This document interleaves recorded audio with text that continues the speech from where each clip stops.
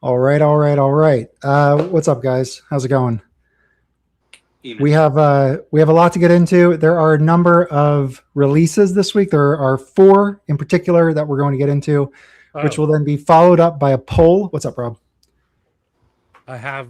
Let me grab something. Go ahead, finish. I'm sorry. Okay, and then we have a new methodology that we're going to use in the upfront section. So we'll get into that in a moment. So I'm pretty excited to pilot this and see how it goes. Actually, I'll wait till we get into it. But while we wait for people to join, Rob, you went to VinylCon. Yeah, yes, I went to VinylCon. Now you spoke a lot about this on your live stream, correct? No, well, I also recorded a video, Okay. me showing pretty much everything I grabbed from Thursday to Sunday. A Okay. lot of people came to town. We just hung out. So a lot of people watching have seen that, and Well, if I you don't. haven't, you Yeah, you if you can haven't, you can go check watch. that out. But Rob, give us just a quick highlight of that. Well, the quick highlight is I found two Mike Longo. If you don't know Mike Longo, you should get into Mike Longo. Granted, I think he did three mainstream records. Hmm. One called Awakenings goes for crazy money. These go for mid, 50 or more. But this is his first album. I know he looks goofy and stuff. This stuff slays. If you like Hal Galper, Oh, Hal on Galper. on this album, he plays killer lineups. Here's Mhm. who's on there. Yeah, Ron Ron Carter. But I found this sealed from 1971. Had to flatten it a little bit, but it plays beautiful. Very nice. And I have another one around here where it's a close up of his goatee. Mike Longo But on mainstream. I have he has one record on Pablo. It's like a $50 record. Mhm. But Awakenings is the only one I don't have because that's like a $200 plus record. Dang. So that I went to Safari because he got a collection in that had a lot of Black Saint and Soul Notes Hmm. and stuff like that, but he had a bunch of Interplay records. And the one that I was very happy to get was a solo what the hell? My Solo camera's not focused and it's irritating me, but whatever. it was a solo Horace Tapscott record. Yeah. Okay. Did I put it here? Man, there's too many records. It's over here. It's in the stack. This is the good stuff. Songs of the But, Unsung. this one's good. I didn't know this one, the trio with Ted Curson. Oh, it's fantastic. So you get Who's in that? Mike, guess who plays with on this? Ted Curson trio. I have no clue. Who? He plays Ray Drummond and Roy Haynes. Oh, that's cool. That looks great. You know Van that owns Decibel Music in DC? Yeah, That's one of his favorite jazz records of all time. this one Damn, right I here. gotta check that Yeah. out. What? Yeah, it Ted ranks Curson, the way, trio? way up there for him. And it Now, I'm a is little a great confused. record. So Interplay was also put out in Japan under another label. Oh, I So, see. Yeah. So it looks Um, like the Japanese is Trio Records in Japan. I picked up a lot of Black Saint. So this Walt Dickerson Mhm. was Cerrone and Andrew Sorrell. That looks cool. I listened to the first half. Excellent. Another Andrew Sorrell record here. Yes. The Navigator. Yeah, I need Okay. that one. Are This- these all VinylCon? Yeah. Okay. This record, so someone educated me. This is, I believe, Jerry Hemingway's label, Mhm. this label here. And it's autographed by Ray Anderson. Nice. So if Ray Anderson is trombonist, but I think he either does free jazz or just regular, right? So I'm assuming this is free jazz. Yeah, it's not a record you see every day. No, that's why I grabbed it. Here's another one you don't see. No. This is Enrico Rava on Soul Note. Oh, I got a white label promo of this. I have a regular version. This at vinyl. This was from Safari. Nice. Alex was being very fair because I was there. I had a vendor's pass, so I was there early because we had a little table and I put a box of like dollar records. I sold 60 of them, by the way. So we were there early. There was a few vendors that I bought from early. This one guy, Pemrose, who I get a lot of killer shit from, I did last year. Oh, I've bought from Pemrose before. Yeah. He and I'm friendly with Audiophile USA. I bought a few records from him. But Alex, it opened at 10 for early people. Alex wouldn't sell till 10:10 because the way you get up to the floor with the show, it's on the 10th floor of the building. So everyone has to take up. The elevators are designed to take a lot of people up at a time. So everyone was hovered around him at 10:10 to grab shit. Right, here's another Andrew Sorrell, Jeannie Lee, and Jimmy Lyons. That's a great one. It's in the Now Jazz Now book. Yeah, this is a Black Saint. But it also has this. I don't know that. I think that's... I forget what that is. So this is a bunch of Lee Conant stuff. Nice. This is on Soul Note. He plays with Harold Danko and Rufus Reed and Al Hayward. And a lot of those records are still cheap, right?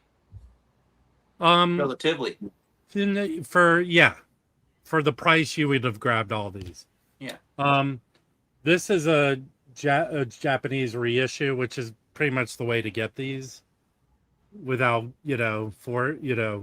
giving up your mortgage payment. So I have a bunch of these. They're good. I bought a couple records from Fluffy, but this is the main one I got from Fluffy. Oh, that's a great one. Yeah. Is that a split? It is. Yeah. It's other side is Archie Shepp. Archie Shepp. Yeah. Yeah. I got that at FMU. That was the first record I grabbed 2 years ago at FMU. Here's the other Mike Longo record.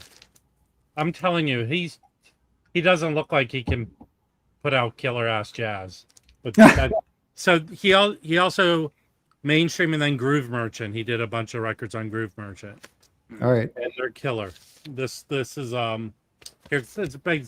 Joe Farrell's on there, but the same lineup as the other one. And looks good. So keep an eye for that. if you find his records, grab them, because I think there's two camps. There are people who know who he is and the records are expensive, and then obviously there's people like I got this for $20, so it goes for way more than that. Yeah. This was cool. I had an OJC. I passed along the OJC because I found a mint OG of this. Wow. On the red Swingville. My copy's torched. Yeah. But even if they're torched, they sound pretty good. Yeah, I mean, I got it in the dollar bin from Noble when he was doing pop-ups. It's torched. This I think I picked up while we were running around Thursday and Friday. And this is a Killer Engine record if you don't have it. Yeah. Kenny Barron. This record just slays. It's called What If. What If. Yeah, that is very good. And then I'm friendly. This record store I take people to. I don't tell people the name, but if you come to town, I take you there. Sometimes he has stuff under the table. And he had this, not in the best condition, but even this record in the not best condition goes for some money. And this is probably a $200, $300, $400 record. But even you don't see that one a lot. No. Yeah, never. those are like. Does it say the session dates on the back, Rob? It says. It does not say the date. I think that's like. I would guess that's probably like 55, 57. I think earlier because I think the Gigi Grice Art Farmer stuff. I think they collaborated earlier, so all that stuff is very good. Yeah, and this plays nice. I cleaned it up. I did. Here's the horse tap, Scott. This was the one. He had a wall, like a makeshift wall behind him, and I grabbed this one. So this is also on Interplay. Yeah, but you never see this. Yeah, Spectrum. So we lost a member of the vinyl community. today. DJ Vinyl Vertigo, Scotty. He was a So- great guy, so it's So terrible here's the news. deal. Here's the deal. His husband reached out to me. If you would like to send your condolences to his husband, message me here.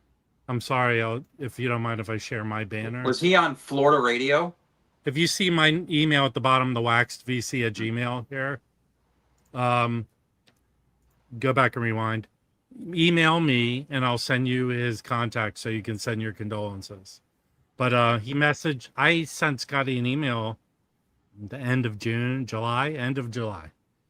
And he messaged me back last Tuesday, something like that. So very sad. Terrible news. Yeah. All right. Whatever. Yeah. So, Rob, do you have other stuff from the fair that you want to show? Because I do want to I want to have a segment where we show records, and I want to set that up. So if you have other stuff to show, we could use that. I mean, I did the last record I bought. Okay, let me see. It was a very clean copy of this. Heck yeah. All right. The Rock. So Sun Ra's on that. Yeah. Sun Ra and members of the orchestra. All right. I do want to show this. So I got one Gravy Train record just came. I don't even know. My contact at the company, you're not coming in focus. Whatever. My contact at the company's on paternity leave or paternity leave. So, but he sent me this. This is the reissue of the Woody Shaw record that's coming out for the Jazz Dispensary. Yeah. In like 2 weeks. Mm-hmm. I have an OG of it, so I have not compared them. But this record kills. Yeah, it's a good title. Yeah, he did 2 records, I believe, for Contemporary. Yeah. This was the second one. He plays with Emmanuel Boyd, Ramon Morris, George Gables, Henry Franklin, Woodrow Theus, and Benny Maupin's on a song on this. Nice. Yeah. That'll be great. Yeah, it's very nice. Very nice. Very nice. So I have other records to show, but all right. Well, this is what I wanted to do. So since we have at least 3 people here, I wanted to do and introduce a new methodology that we're going to test. I could find it. It's a Jazz Bum Cipher. So Jazz Bum Cipher. These are basically what we're going to do is somebody shows a record or tells a story, and then we pass it on to the next person, and we'll just go a couple of rounds. Dave and I had a proto cipher last week to start the stream, so I just wanted to continue doing it. So, so the inaugural Jazz Bum Cipher. Dave, we would love to bestow the honor for you to kick us off. Well, I didn't get any jazz records this week. That's my problem. Hold on, man. I will show you one record that I found this week because it was incredible to where I found it, and it was just sitting there right in the front of a bin. This is Manuel Gottsching E2 E4, and this is a 1987 German pressing, just sitting right in the front of a bin in a record store that you don't really go to for used as much. Hardy Boys in Charlotte in Camp North End. And it was $50, and I was like, yeah, this is the Racket Records version. The 84 is the original, but I mean, the record's just minty.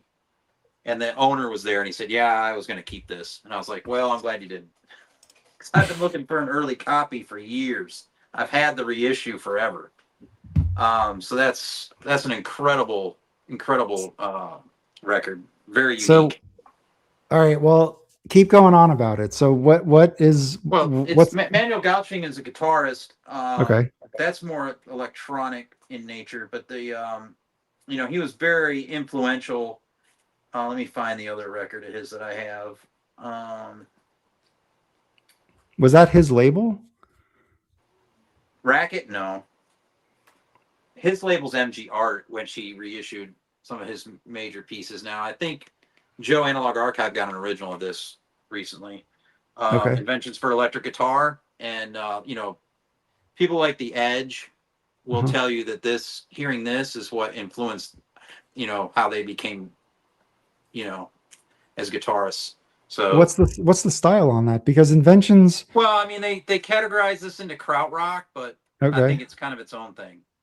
I mean, I keep Okay. it in my krautrock section, but yeah, I'm looking for an original of this too. Like if I ever found it, that'd be one I would give. It's not cheap at all.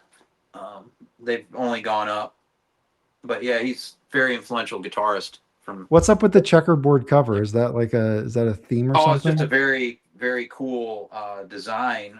The reissue is awesome because on MG Art that he put out, because it's an embossed cover, so it's completely embossed each block. That's cool. Yeah. So the reissue, I'm keeping this because it's unique to itself. It's very cool, and it sounds great. So Yeah. Rob, do you know this artist? No. Okay. Joe, All right, well, Joe's that's recently got into him, so if he was here, he'd back me up. all right. So guitar, I'm gonna go with the guitar theme from that. There you And I got a guitar lead record in, which is pretty amazing. This is a 10-inch Vogue. It's a UK pressing. So the old 10-inch Vogue UK pressings, I'm sorry, Vogue pressings came out in Paris and the UK at the same time under the Vogue label. There's usually like minor differences in the cover art, like perhaps like the color is red or pink or something in France. Sorry, I'm just adding Mike here.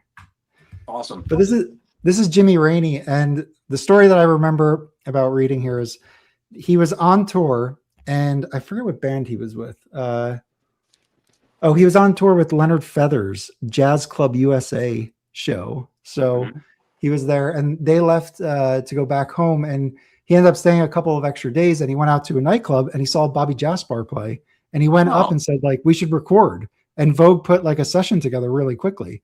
He was only there for an extra 2 days. So they went to the studio, and you have Jimmy Rainey, plays beautiful bop guitar, one of the early guys, and he's with Bobby Jaspar. And the band, I think I think it's all French players, but really nice to get this, and it's really rare. Yeah, I was gonna say I've really never hard to seen get. this record. This just happened to come up, and that's the only way I got it. I wasn't like particularly like looking, but I think like maybe one or two other people on Discogs has it. But yeah, it's a beautiful pressing. I have a couple of it is clean. It was VG plus, and I got them down to $80 on it. I thought that was fair. Yeah, so it was definitely in my price range, but yeah, and so I pulled out all my Jimmy Rainey stuff, and he plays with Al Haig and Stan Getz, and there's a ton of recordings. He recorded for Concord and stuff, right? Yeah, he definitely had later stuff too. All life he played. I might have his autograph on an album somewhere, I think. So if you look, his guitar, he's pointing up, and it's transitioning into the Eiffel Tower, I think there. So this is called Jimmy Rainey Visits Paris, Volume 1, and they just do a bunch of standards. Is there a Volume 2? There's a Volume 2, and there's a quartet recording on Vogue with Jimmy Rainey and Sonny Clark, and that is the one to get. Wow! But that one again, like these are like they're just so hard to find, and I don't even know if there's any copies of that available right now. The one with Sonny Clark. With Sonny Clark, but they're all 10 inches, and they all have this cover. So I think there's 3 or 4 altogether, but these I've done a Substack article on these these mid 50s 10-inch pressings from Paris in particular, and there's a great history there and a lot of great output for that time period, for the mid 50s. It was very cool. So anyway, so I got this. I was really happy about that. Yeah, we'll have to look for the others at FMU. See if they pop up. Yeah, let's see. Yeah. We got Rainey has some great stuff on Crisscross and Steeplechase later in life. Wow. Mike, do you collect Jimmy Rainey? I have a few. I think he has some stuff on Xanadu also. On Xanadu? Yeah. That sounds right. Mike, I'm very happy you joined because we're doing the Jazz Bump Cypher. So we're all just showing a record and then going around. in a cipher. The rules are don't bogart. Okay. Use your judgment. Okay. And keep it to one record or one story. Are you Okay. insinuating Mike's doing something? No, I'm just saying, use your judgment, I mean, read the room, all that good type of stuff. All right. So, Mike, do you want to jump in and, Yeah, sure. This came what's this, Wednesday? Yeah. Oh yeah. It's Henry Threadgill, VJ Iyer, and Daphnis Pietro, and the title is 15, and basically that's the number of years that they've been playing together. But this is their first recording as a trio, and what's good about this, it's Henry Threadgill, but it's distinct from like all of his other projects. None of his his main groups like Making a Move and all that stuff.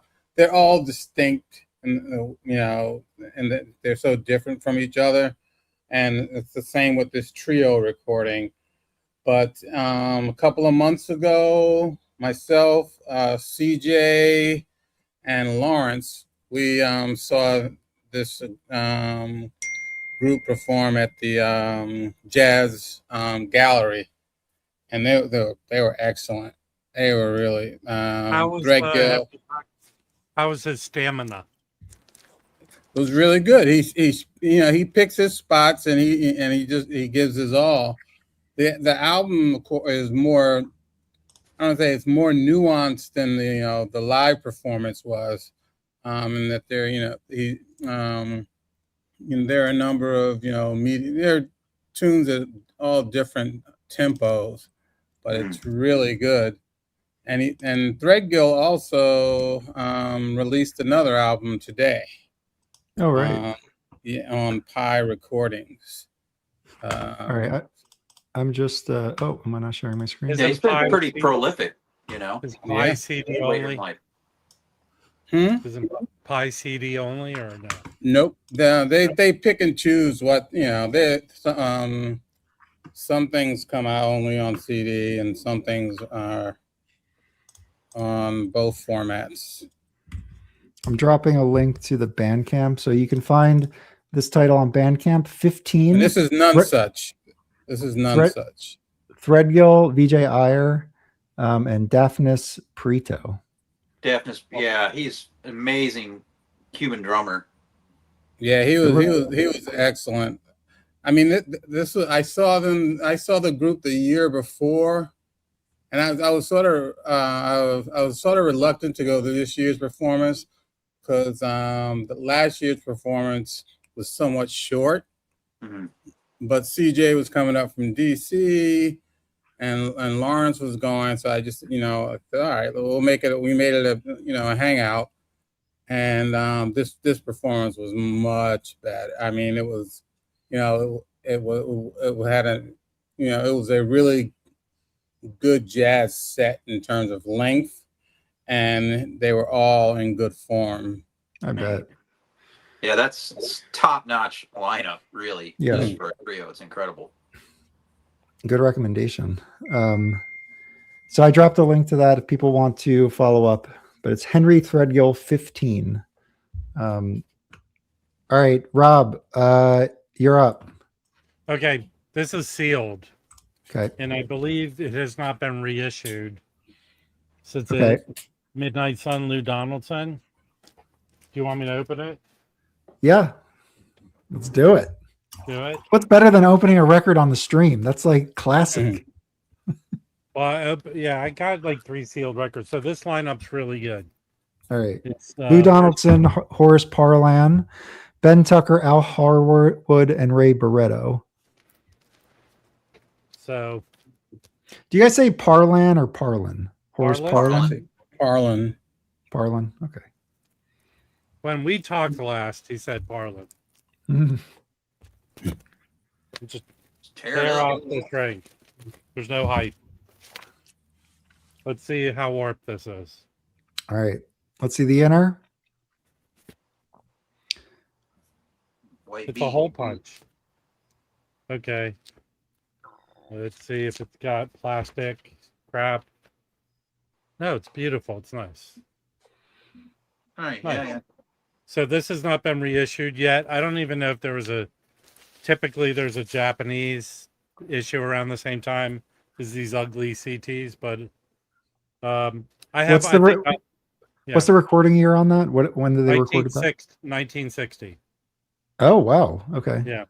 Nice. So A scrapped session, basically, right?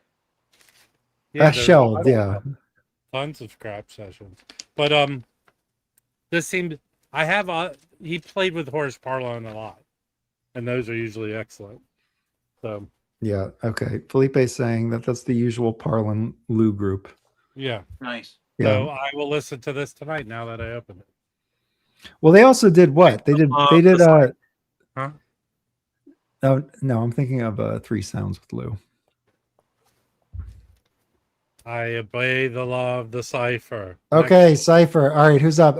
Dave, let's go to you. We'll just do like a couple rounds and then we'll go into some news. Oh well, yeah.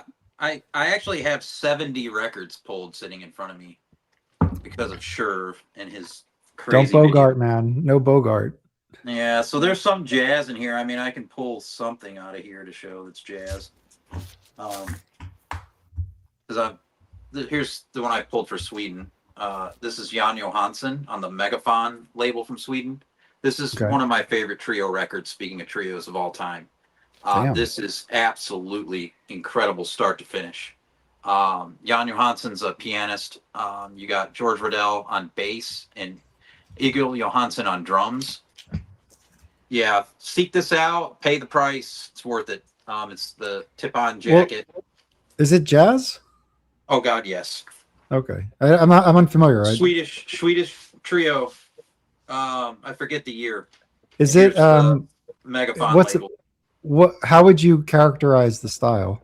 I mean, it's kind of its own thing, man. Just really damn good trio. Okay, cool. It's not free jazz, I can tell you that. It's not really straight ahead. It's kind of its own deal, man. It looks like a nice pressing. I like the cover. Yeah, that's excellent. And what's the label? What's the label on that? Megaphon label. Never heard of them. Are they popular? Yeah, a lot of great jazz on that label. Oh, right. Okay. Yeah, worth your time. All right. Explore. I'll check it out. Yeah, some of his records are more traditional Swedish jazz, and that doesn't interest me as much as this record. So this is one of the better ones. Okay. All right. So I'm reading the room here, and we have Chris here saying, if Dave doesn't show his own record, we riot. I'll do one better. I actually have it here. So this is the 7-inch Dave put out. And I'll just kind of walk through it real quick. So the jacket's really nice. Did Gotta Groove print the jacket?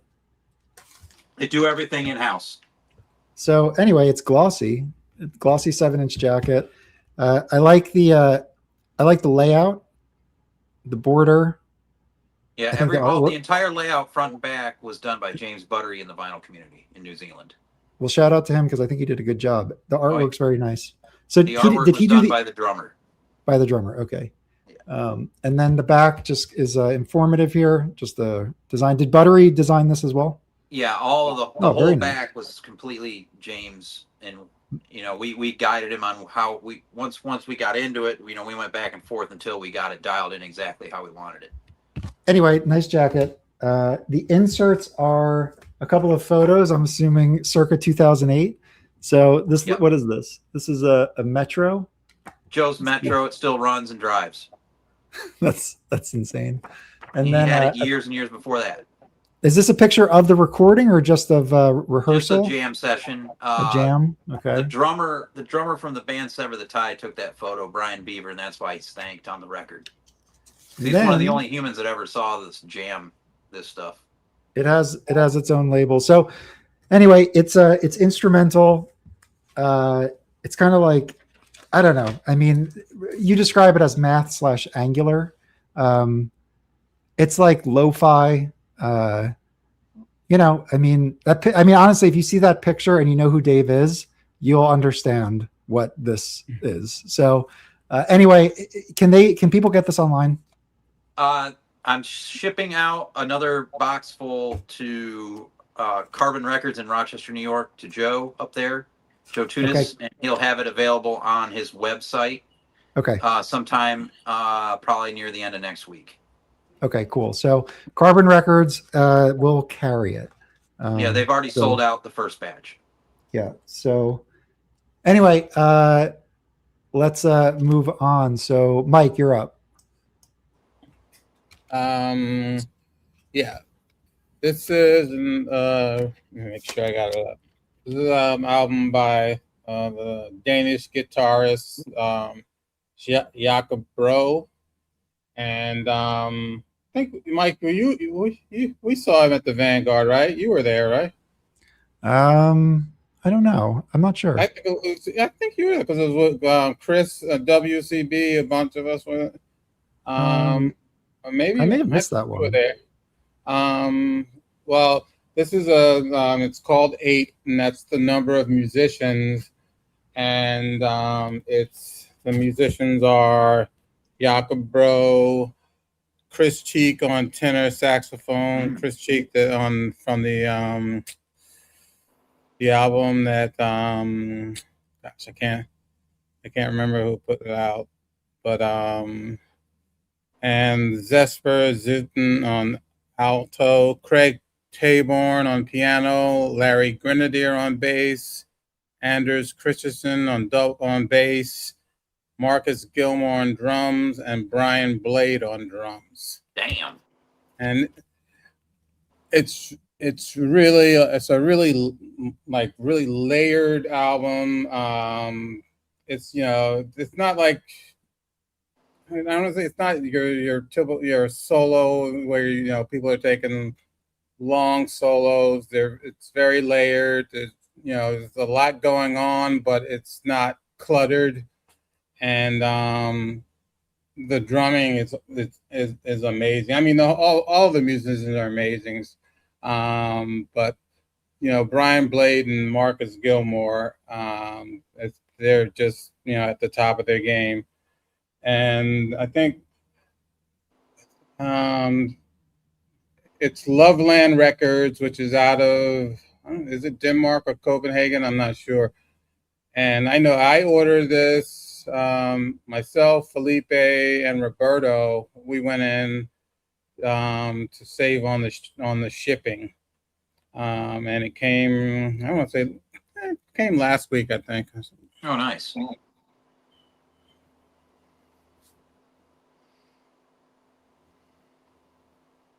What's shipping these days? About 25 euros? I can't remember. Yeah.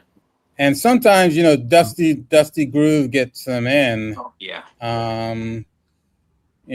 But and then they go, and who knows if they're gonna, get it again. Yeah. It looks like it's available at this distributor, High Res Audio. That's just the first link. But I dropped a link to that if you guys want to check it out.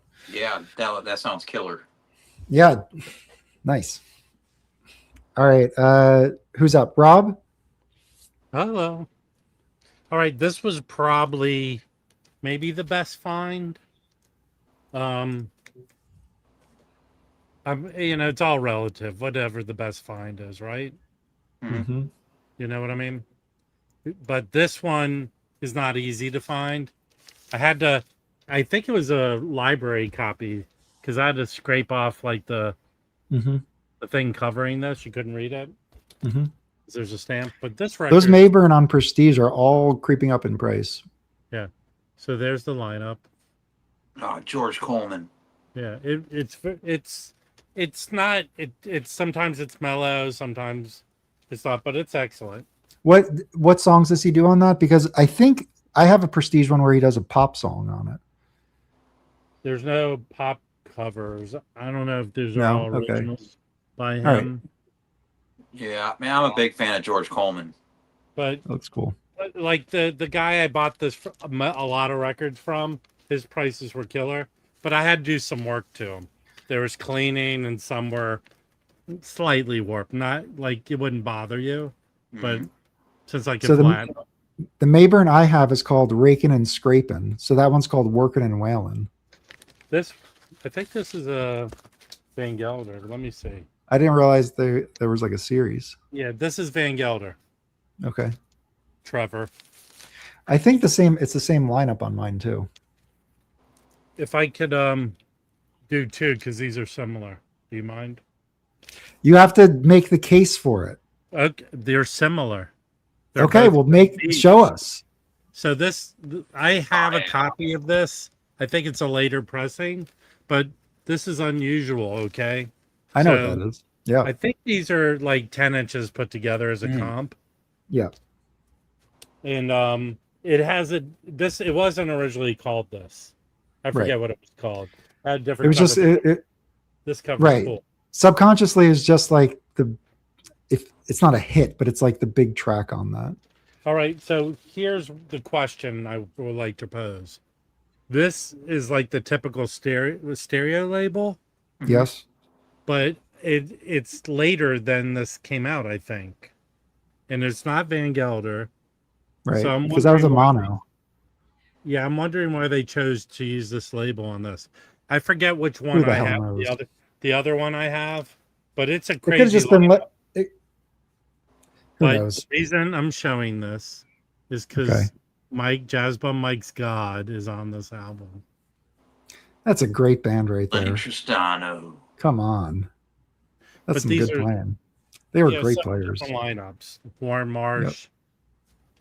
But Like I got that last week. I showed that Wave Peter Ind produced record with Warren Yeah. Marsh on it.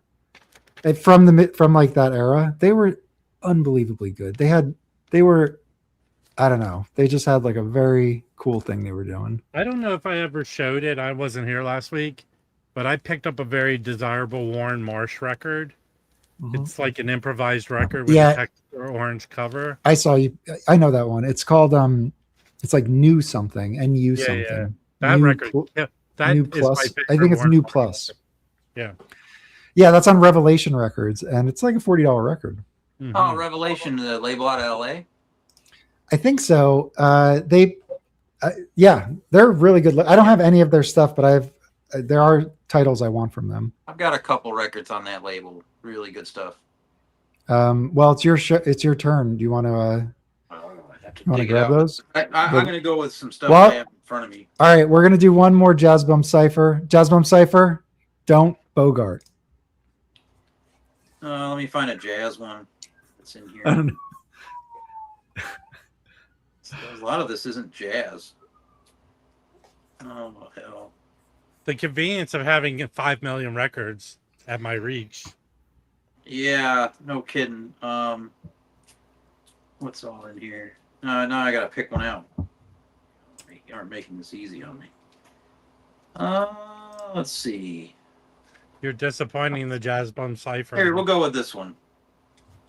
So this All right. is what I picked for the Netherlands. This is Han Benning. This is his solo album from 1972 on the ICP label. This is Okay. quite a record, as he plays a million different instruments on this. It's just him. I tend to gravitate towards jazz musicians that can play more than one instrument, and this is a huge example. And he's one of my favorite drummers of all time. But I mean, there's all kinds of stuff going on in this. All different types of styles, everything. Very worth your time. You gotta like different shit though. But yeah, excellent one. Can you show the cover again? Yeah, it's a really cool artwork on all these ICP records. Yeah, I do like that artwork.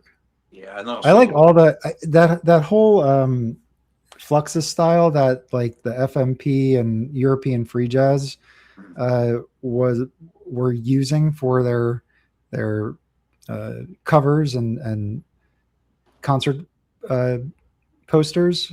They're very cool. Yeah. I mean, Really FMP's cool. covers are some of my favorite covers. Like Machine Gun has a great cover. Oh yeah, but then That is like a killer cover. well, the original's on the Bro label. Yeah. Which was Brosman's own label. But pretty not everything, I guess, but a lot of their cover design is great. Yeah, the artwork, and a lot of times some of the musicians did the artwork too. Like on some of the FMPs, for example. One did I get not too long ago? The Peter Kowald record. That's some of his artwork. So Okay. Hey, Felipe. Felipe, you know what you're entering Hey, into? what's up? Yeah, What's up? going on? You're entering the Jazz Bum Cipher. We're going Oh my we're going around and everybody's saying either showing one record or telling one story. So this way we keep it moving. So Felipe, do you want to jump in? You want to show something? About any story, any Whatever you want, but don't bogart the time. Like, use your judgment. Use your judgment, and you speak as much as you want. But I mean, that's the rule. Okay, Bogart that joint, my friend. Are you guys all done with that? What do you mean? No. You're jumping in. Yeah, but I'm kind of lost here. I want to see what you guys are doing. Okay, all right. Let's yeah, man. Just because I gotta go grab something. I mean, okay, all right, good. Okay, all right. There's a video tutorial on YouTube. Brought to you by Jazz Bum Cipher. Jazz Bum Cipher. Remember not to bogart. All right. Okay. Mike, you could jump in. Felipe, you have some time to relax for a little bit. I'm gonna grab something. right. Else. Okay. You guys, I don't know. I have the test pressing of this, but this is the album proper. Oh, nice. The Jason Moran plays Duke Ellington, and yeah, the inside's nothing great. But actually played this again, I guess for the third time today, and it's excellent. It's of course it's all solo. It's, let me see, out of all the Ellington tributes that I have in my collection, it's in the top 4. Damn. That would be Monk. It would be Monk. It would be Randy Weston and James Newton. Do you ever have the Dollar Bram one? I think I might have it. Because he's just solo piano, right? Yeah, it's just solo piano.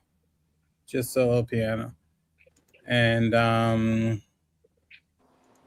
yeah, this is really good. It's mostly Ellington compositions. There's a couple of Jason Moran compositions. But this is really good. Excellent. How did you get a test pressing? I paid for it. Oh, okay. That's just it. All right. Yeah. That's cool. They put them up for sale. Well, he's got to raise money. It's his label. It's Cool. and you can't stream it on like Spotify or Apple Music or Qobuz or anything like that. So that's interesting because there's been some heavy bands that have started to do that where you can buy a test press. Like one of my favorites is Kowloon Walled City from out the Bay Area, and I was able to buy a test press. That was excellent. Well, yeah, he did. He's been doing it for a while. Felipe has one. I have another one. Yeah, the solo piano. Yeah, the Sound Hotel. Yeah, the Sound Hotel came with a T-shirt, came with the drawing. I think some like sheet music as well. Yeah, it came with a bunch of stuff. Yeah. Where did you guys order it from? Is it from his website or his Bandcamp? Yeah, it's from Yes directly Records. from him. Yeah. Oh, from Yes Records. They opened like a window. They say we're gonna sell it on Saturday at 1:00 or something like this. Right. Oh, He yeah. did a live. He did a thing on Instagram. A live thing on Instagram. Yeah. Yeah. So here's Yes. That's cool.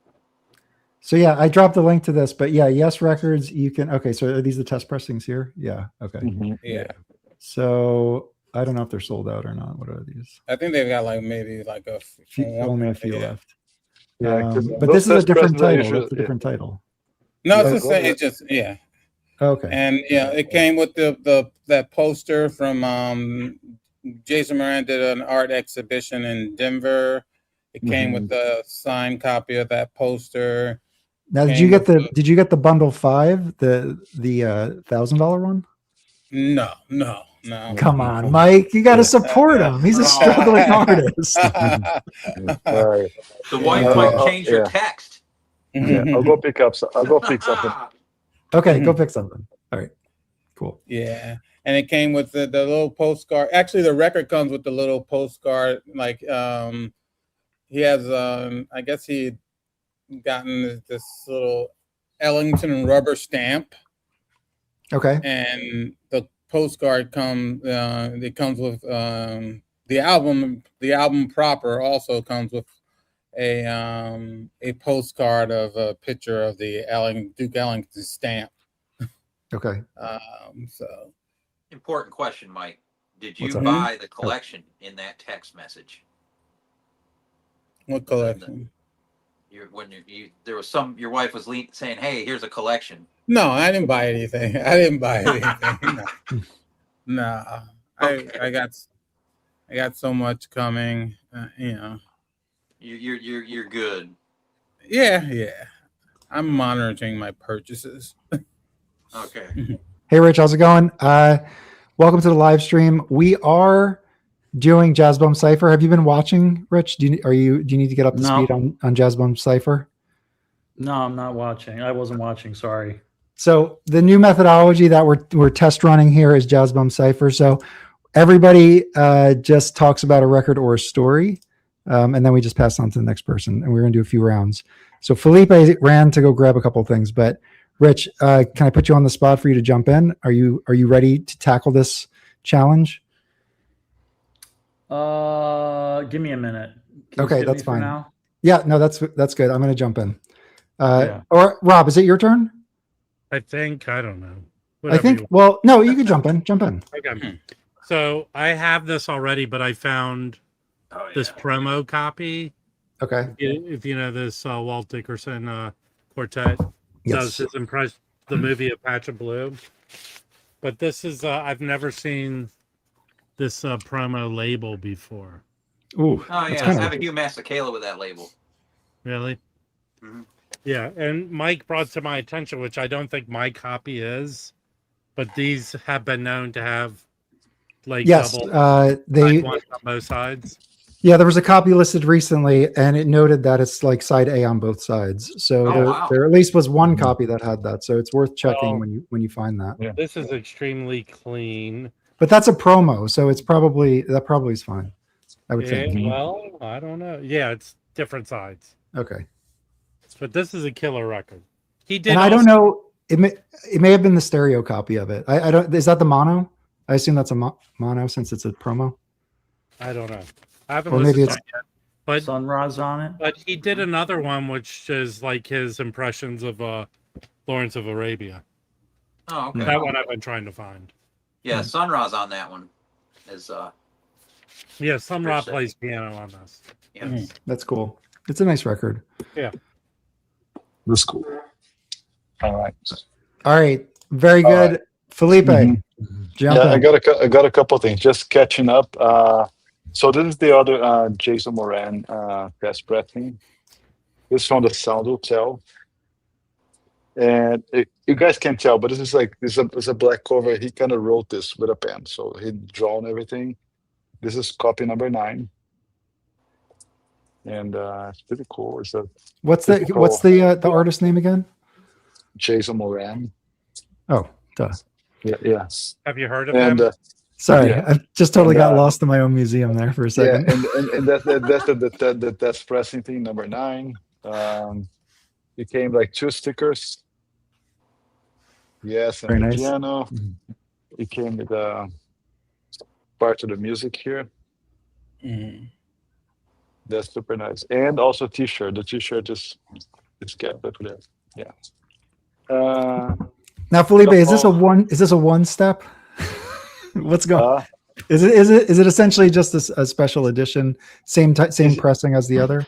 It's a test pressing, yes. I would call it a one Right. step because, Okay. yeah, probably he did everything at once. Yeah. Now, sometimes test Uh, pressings get rejected. I mean, I assume that these. I mean, I'm sure they're fine. Yeah, I have some test pressings from Craig in England. He rejected, but it's pretty cool to listen to. And then he kind of explains, well, this is what went wrong here. Hmm. Because, sometimes we listen, like people say, oh, we chose because of this and that, but it's also cool to listen to a wrong test press and see what can go wrong in a press, which I find kind of cool. Plus, that has to be a somewhat of a delicate conversation to have with the pressing plant, right? Like, Oh, I know. I went through it. Yeah. you did? Mhm. Interesting. And this is an interesting one too. I think I showed this before. This is an unreleased record, but and also another test pressing. A few of you might have this one. It's Okay. the Music Matters Dexter Calling, Okay. Yeah. which was never released. Yeah. That's a nice record. So you can find this record out there. It's pretty good. There's a Tone Poet. I have the original. Yeah. I might get rid of some of them. I still don't know. And Felipe, it was put out by Vinyl Me Please in that Blue Note box. yes. I think that's so around the same time. I think I'm gonna reactivate my subscription and get a box from them. I think you have to. I think you have to mail a check to them or something. Yeah, but you'll get urine colored yellow vinyl. Yeah. So now an interesting story. It's not even a jazz record. I think it would be kind of worth mentioning this. I never forget this one. So 1985, 86, U2 put out an EP called Wide Awake in America, like four tracks, live tracks. And in 2010, they put out a record called Wide Awake in Europe, which is an EP as well. Okay. Which has a couple tracks from I don't know if you guys remember, they did that tour. They put the stage like center in the stadium, like a claw. And it was a really nice show. So there's some songs here that I never released. And that was the Record Store Day released in 2009 or 10. I think 2010, if I'm not mistaken. And this record just disappeared from the shelf, and it went to like eBay and whatever. And I kind of wrote to the founder of Record Store Day. Back in 2010 was a different thing, was still started. I think it was the second Record Store Day, 2010, if I'm not mistaken. Okay. And he actually sent me an email and sent me his copy. Oh no! Because I couldn't buy one. Yeah, that was pretty cool. You're lucky. You're lucky, Felipe, because if you did it now, he would ban you. Because that's what he does. Yeah. And this is like probably a $200 record, if not more. Wow. Look at that. It's really cool. It's cutting 45 is really cool, and I kind of like that idea there. I never see that record, man. That's great, Felipe. Yeah. I just found out that Dolly Parton, who just passed away, around that 2010, she did a Record Store Day record, and that thing goes for crazy money now. Oh, did even you see more the now, record that Safari's putting out, Rob? Yeah. You see the Dolly record Safari's putting out tomorrow? No, morning? I saw it at the store. Yeah, it was $800. 800. Okay, yeah, the pulled cover. It was a radio promo that they only made 200 of. That cover. Yeah, and why did they pull the cover though? It was only sent as a promo. Okay. Yeah. All right. Let's Felipe, are you finished up? Yeah, I mean, I just can show some other stuff that I got this week, but you guys tell stories and I'll go over that later. Don't worry. Cipher. The methodology is Cipher. It's gonna come back to you. All right, Rich. Cipher. Yeah. Go ahead. Yes. Have you been able to get something to show here? I guess I'll just grab something that's nearby. I told you about this already. I got this CD recently. Ooh. So this is covers the wrong way. I think that by 1988 they would have had that straight, but yeah, it's the original 1988 CD with the clear ink or whatever you want to call it. Mm-hmm. And I paid like $100 for this. Just kidding.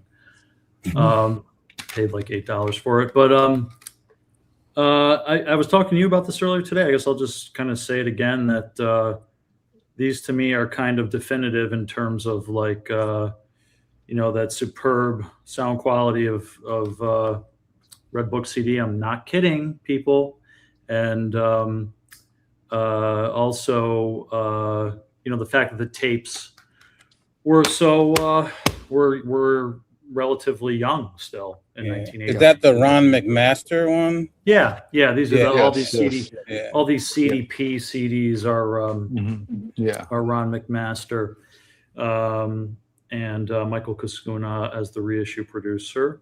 And I guess the thing that's maybe worth noting is that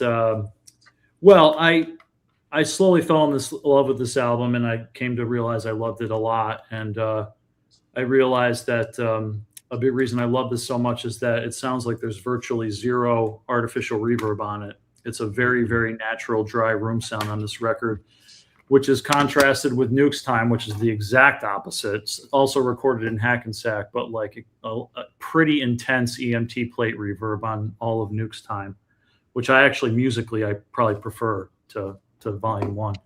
But, who's on Volume 1? Who's he playing with on Volume 1? Donald Byrd, Wynton Kelly, Max Roach, bass players I never know, Gene Ramey. And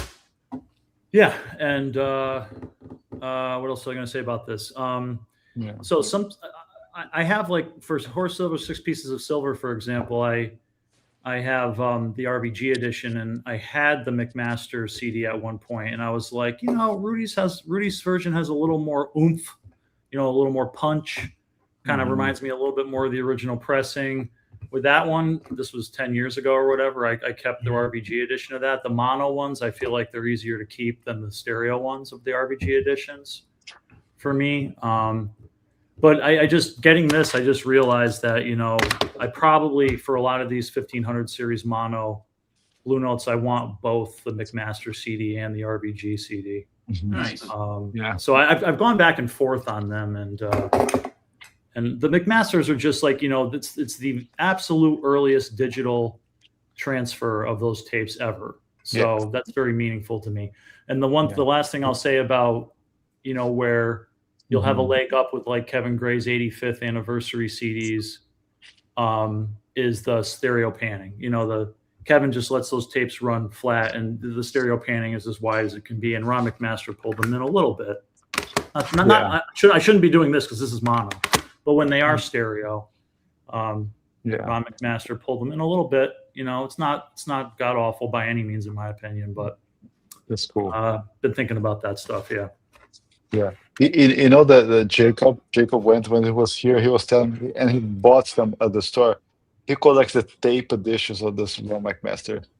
Oh wow! He collects the cassette tapes. That's nerdy. Oh, the cassettes. Oh, that is cool. Yeah, you can still find a few of those at Repo here in Charlotte. It's not so hard. He bought quite a few when he was here, and that's pretty cool. He was at the VinylCon selling his first record, and he had mock-ups of the new record. Yeah, I think his new record should be great. Yes. Yeah, I think it might be delayed a little bit from the initial notes. Felipe, Rich, you wrote the liner notes for it, right? We're talking about Jake. I was very gratefully asked to do the liner notes for the second album by Kevin and Jacob. Yeah, so I did that. So we're referring to Jacob Wendt's new album on Coherent Records. The Gallery. The Gallery. So I don't know if it's out just yet, but it's something. But I think it was supposed to come out at the beginning of this month, but I think it might be delayed. Okay, so it's coming. Yeah, it's coming. Yeah, but So cool. I think just wrapping up on the RVG CDs, there's so many like doubles or even like other things they put out in the RVG series, like previously released albums that should come out. One that I often mention here is the Illinois concert by Eric Dolphy. That thing should definitely they put on as a tone poet or something because it's so cool. And other things. So that's an RVG edition CD, Illinois concert. I think it's an RVG if I'm not mistaken, but there's a really nice thing called the Illinois concert. It's amazing. Really I need amazing. that. There's- I don't have that. What, Was it- what year, was it- Felipe? What year is it? I think it's like late 90s, early 2000s, if I'm No, not no, mistaken. no. Dolphy's performance. Early Mm. 60s, yeah, Okay. for sure. Yeah, I don't remember the top of my head, Rich, but it's one of the very first Blue Note CDs I've ever bought. Mm, But just saw the okay. store and grabbed it. Yeah. That's the I only didn't way know it's that. ever been released, right? Yes, I think Yeah, that was the you're only right. way. Yeah. I can Yeah. pull it up here. That What could is it? use, like you said, a Tone Poet vinyl release. What's the for name of sure, it? yeah. What's the concert? Illinois Illinois concert? concert. Illinois Mhm. concert, Yeah, yes. I got it. And This is 99. It's yeah. This is So- pretty amazing. This is, let's see, is You this see the master? Eddie Can, yeah. Eddie Can. So it looks yeah. like, 1999, and the session is so the big question is, did Rudy master it? 63, yeah. 63. 63. Okay. No. I'm not No, sure if it's an Europe, RVG probably, series. right? I don't- A conference. I mean, a concert. Yeah. performance. Yeah. Produced Yeah, for this- release by Michael Kuskuna. Yeah. This is an amazing Oh, set. sound restoration and mastering Malcolm Addy, not Rudy. Okay. Yeah. That's amazing sound of CD anyways. And yes, Oh, I mean, cool. the music here is amazing. Really, I'll really drop a link to That- this if anybody is That interested. sounds so awesome. I love stuff like Yeah. that where Yeah. it's on CD only kind of thing. Yeah. Just like a record that I shared with Mike and Chris this weekend. I was at a shop. They had a copy. There's a Japanese Bobby Hutcherson, right, Mike? Do you remember the name? No. What is it? I'm gonna pull it out here, right here. Hang on, just a second. It's You're a breaking the Japanese. cipher, Felipe. It's called Inner Glow. Oh, my wife has that. Bobby Hutcherson Inner Glow. There's a Japanese. That's the only pressing that exists. Yeah, I have Yeah. that one. That's really amazing record too, and Never found that one. another great suggestion for a tone poet for sure. Yeah, Yeah. but how far backed up are they with mastered tone Uh, poets? They're probably like 3 years ahead of skill, so we don't know what's going on. And speaking of tone poets, just a quick. I mean, we just talked about Sonny Rollins. Just gonna open it here. Yeah, I just got my copies Oh, of well- the new tone poets. this is it Yeah. here? Yeah. Oh, Yeah, that's it. Yeah, this is a really nice one. This is a my really nice one. fancy wife's. I think at one time that was very expensive, but it's come down in price. Yeah, for sure. She probably got it after it came down in price because Yeah. she's a cheap. So, yeah. So these are some of the new tone poets. I just got my copies today. There's volume 2 here Oh, wow. Like, with JJ Silver, Monk, Paul Chambers, and Art Blakey. The session photos are really, really cool. yeah. Is that Alfred Lyon in the bottom right? Yep. It's fun trying to Yeah. fun trying to identify Monk or Silver on Mysterioso on that record. Yeah. And In a way, it's pretty obvious, but it's still fun to. yeah, that's a pretty cool session. I really like it. I just got it, so I haven't played it yet, but it looks Yeah, pretty that's a good. really nice looking record. Yeah. So let's see. Yeah, I'm gonna compare. I have like a second press that I got from Jeremy in Japan. If you want really minty Blue Note topics coming from Japan, you can check on Jeremy's. It's called 9M Tokyo. You can find it on Oh, yeah. Instagram. He's got a website too. Really like dead stock copies of Blue Notes. And this one is wild. I had the original at once in my hands. I didn't keep it, but it's a Dimensions and Extensions by Sam Rieders, right? Connoisseur. So the copy just looks like a Peter Rocker's record, right? Okay. And the title reminds me of course, Herbie Hancock. Yeah. That cover's so crazy. Oh, that's what is that tone? Oh, it's a tone poet that's not out yet. Is that what it is? No, Felipe? it just came out. I subscribed, so I get a few I'm days in sorry. advance. I Yeah, missed that. Okay, yeah. So it's 4261. This is a wild sounding record. that It's pretty cover interesting. is so crazy. I love Right? that cover Yeah. so much. Yeah, James Spaulding on also auto sax and flute, Donald Byrd, Julian Priester, Cecil McBee, and Steve Ellington. And that's a real read. That's not an imitation read. No. That's a read Miles Uh, cover. I don't know. I don't think that's well, reasonable. Felipe, who originally- did that cover? It originally came out as those twofers in the 70s. Is it on the Yes, back? I don't think it is. No, sorry. Covers Reed Miles. Yes, the Reed Miles cover. Yeah, Oh. sometimes he did the cover and then they didn't release it and they still used it later. It's a Reed Oh. Miles cover. Yes, Wow, yes. Mhm. very cool. Yeah, I think they're a little late in production with this one. It actually came a little late. That cover is sick. man. Damn, that is I love that Rudy. Yeah. I love that Yeah. Rudy did that. Yeah. If you're willing to go somewhere else, I recommend this one. no. I had the twofer and I sold it. That is a wild ass session. Yeah, but Right? but the Yeah, cover- I'd have to I- revisit it. I'd have to yeah. revisit it, but I checked I it out on the remember. strength of the cover and I was Yeah. just like, I couldn't Exactly. wait on this Yes. one. So Yeah. I'm a weakling No, when it comes to that It's stuff. pretty cool, yeah. I mean, I'm quite happy getting Tom Poles every month. I don't have to worry about buying, waiting for whatever.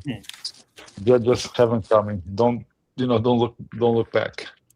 Yeah. Well, you have all the music matters. I just feel like you'll have like the full run of it. So I think that's Yeah. cool. I'm trying. I think I always said my goal is to have like the best sounding possible, and as unoriginal as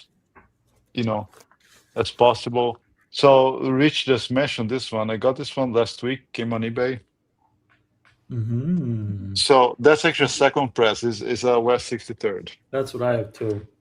but $30. Can't go wrong with that. Oh, I got mine for 20. No, just kidding. I didn't. I got it. You For see, it looks pretty nice and clean. And I have a Lexington that I got, I think, for 200. Mike got his for 10. yeah. I- No, that was my first Lexington Blue Note, and I made an effort to do it, so I ponied up, and Right. I got it. I got a Lexington out of Lunchbox for 25. That's one of those where Right. Rob makes fun of me. saying No, I got ran mine- out of there.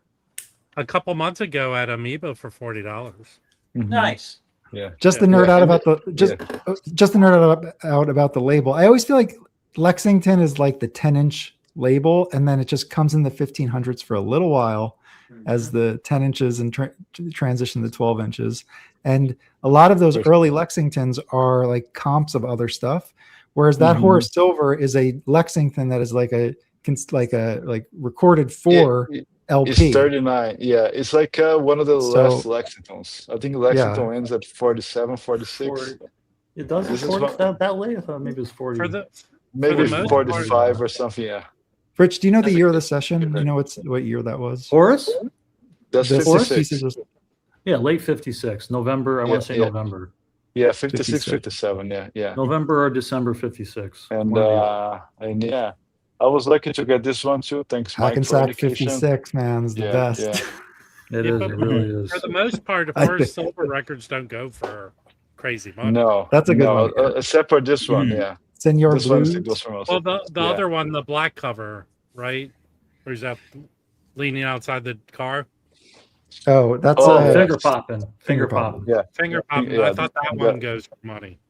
that goes. Yeah, but this one came too. Was Mike's pick for me. He found it and I got it.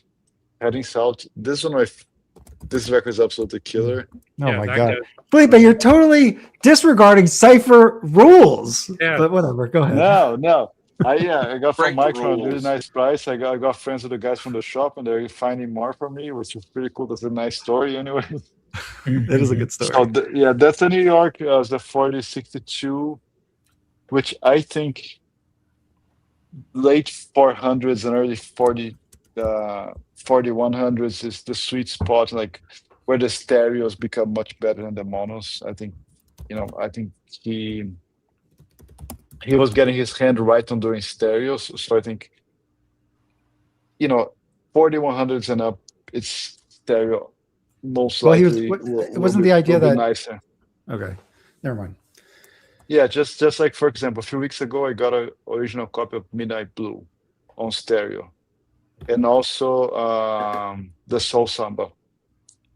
The Soul Samba, I had I have an original mono, and I compared to the Tom Poet original, sorry, in stereo. The stereo is so much nicer. Things just spread around the room. Things just just embrace it. It's just different. It sounds nicer to listen to. Yeah. Yeah. It's the modern, mastering and pressing. Yeah. So I think it's still 4,000. Still, the monos they might have a slight edge there just because of the volume, everything. But 4100s and up the stereos, they really, I think they deliver better. Yeah. Sure. Well, it just Yeah. makes me beg the question. So you collect originals as well. So Yeah. obviously it's not because what you feel is superior sound. So what draws you to the original?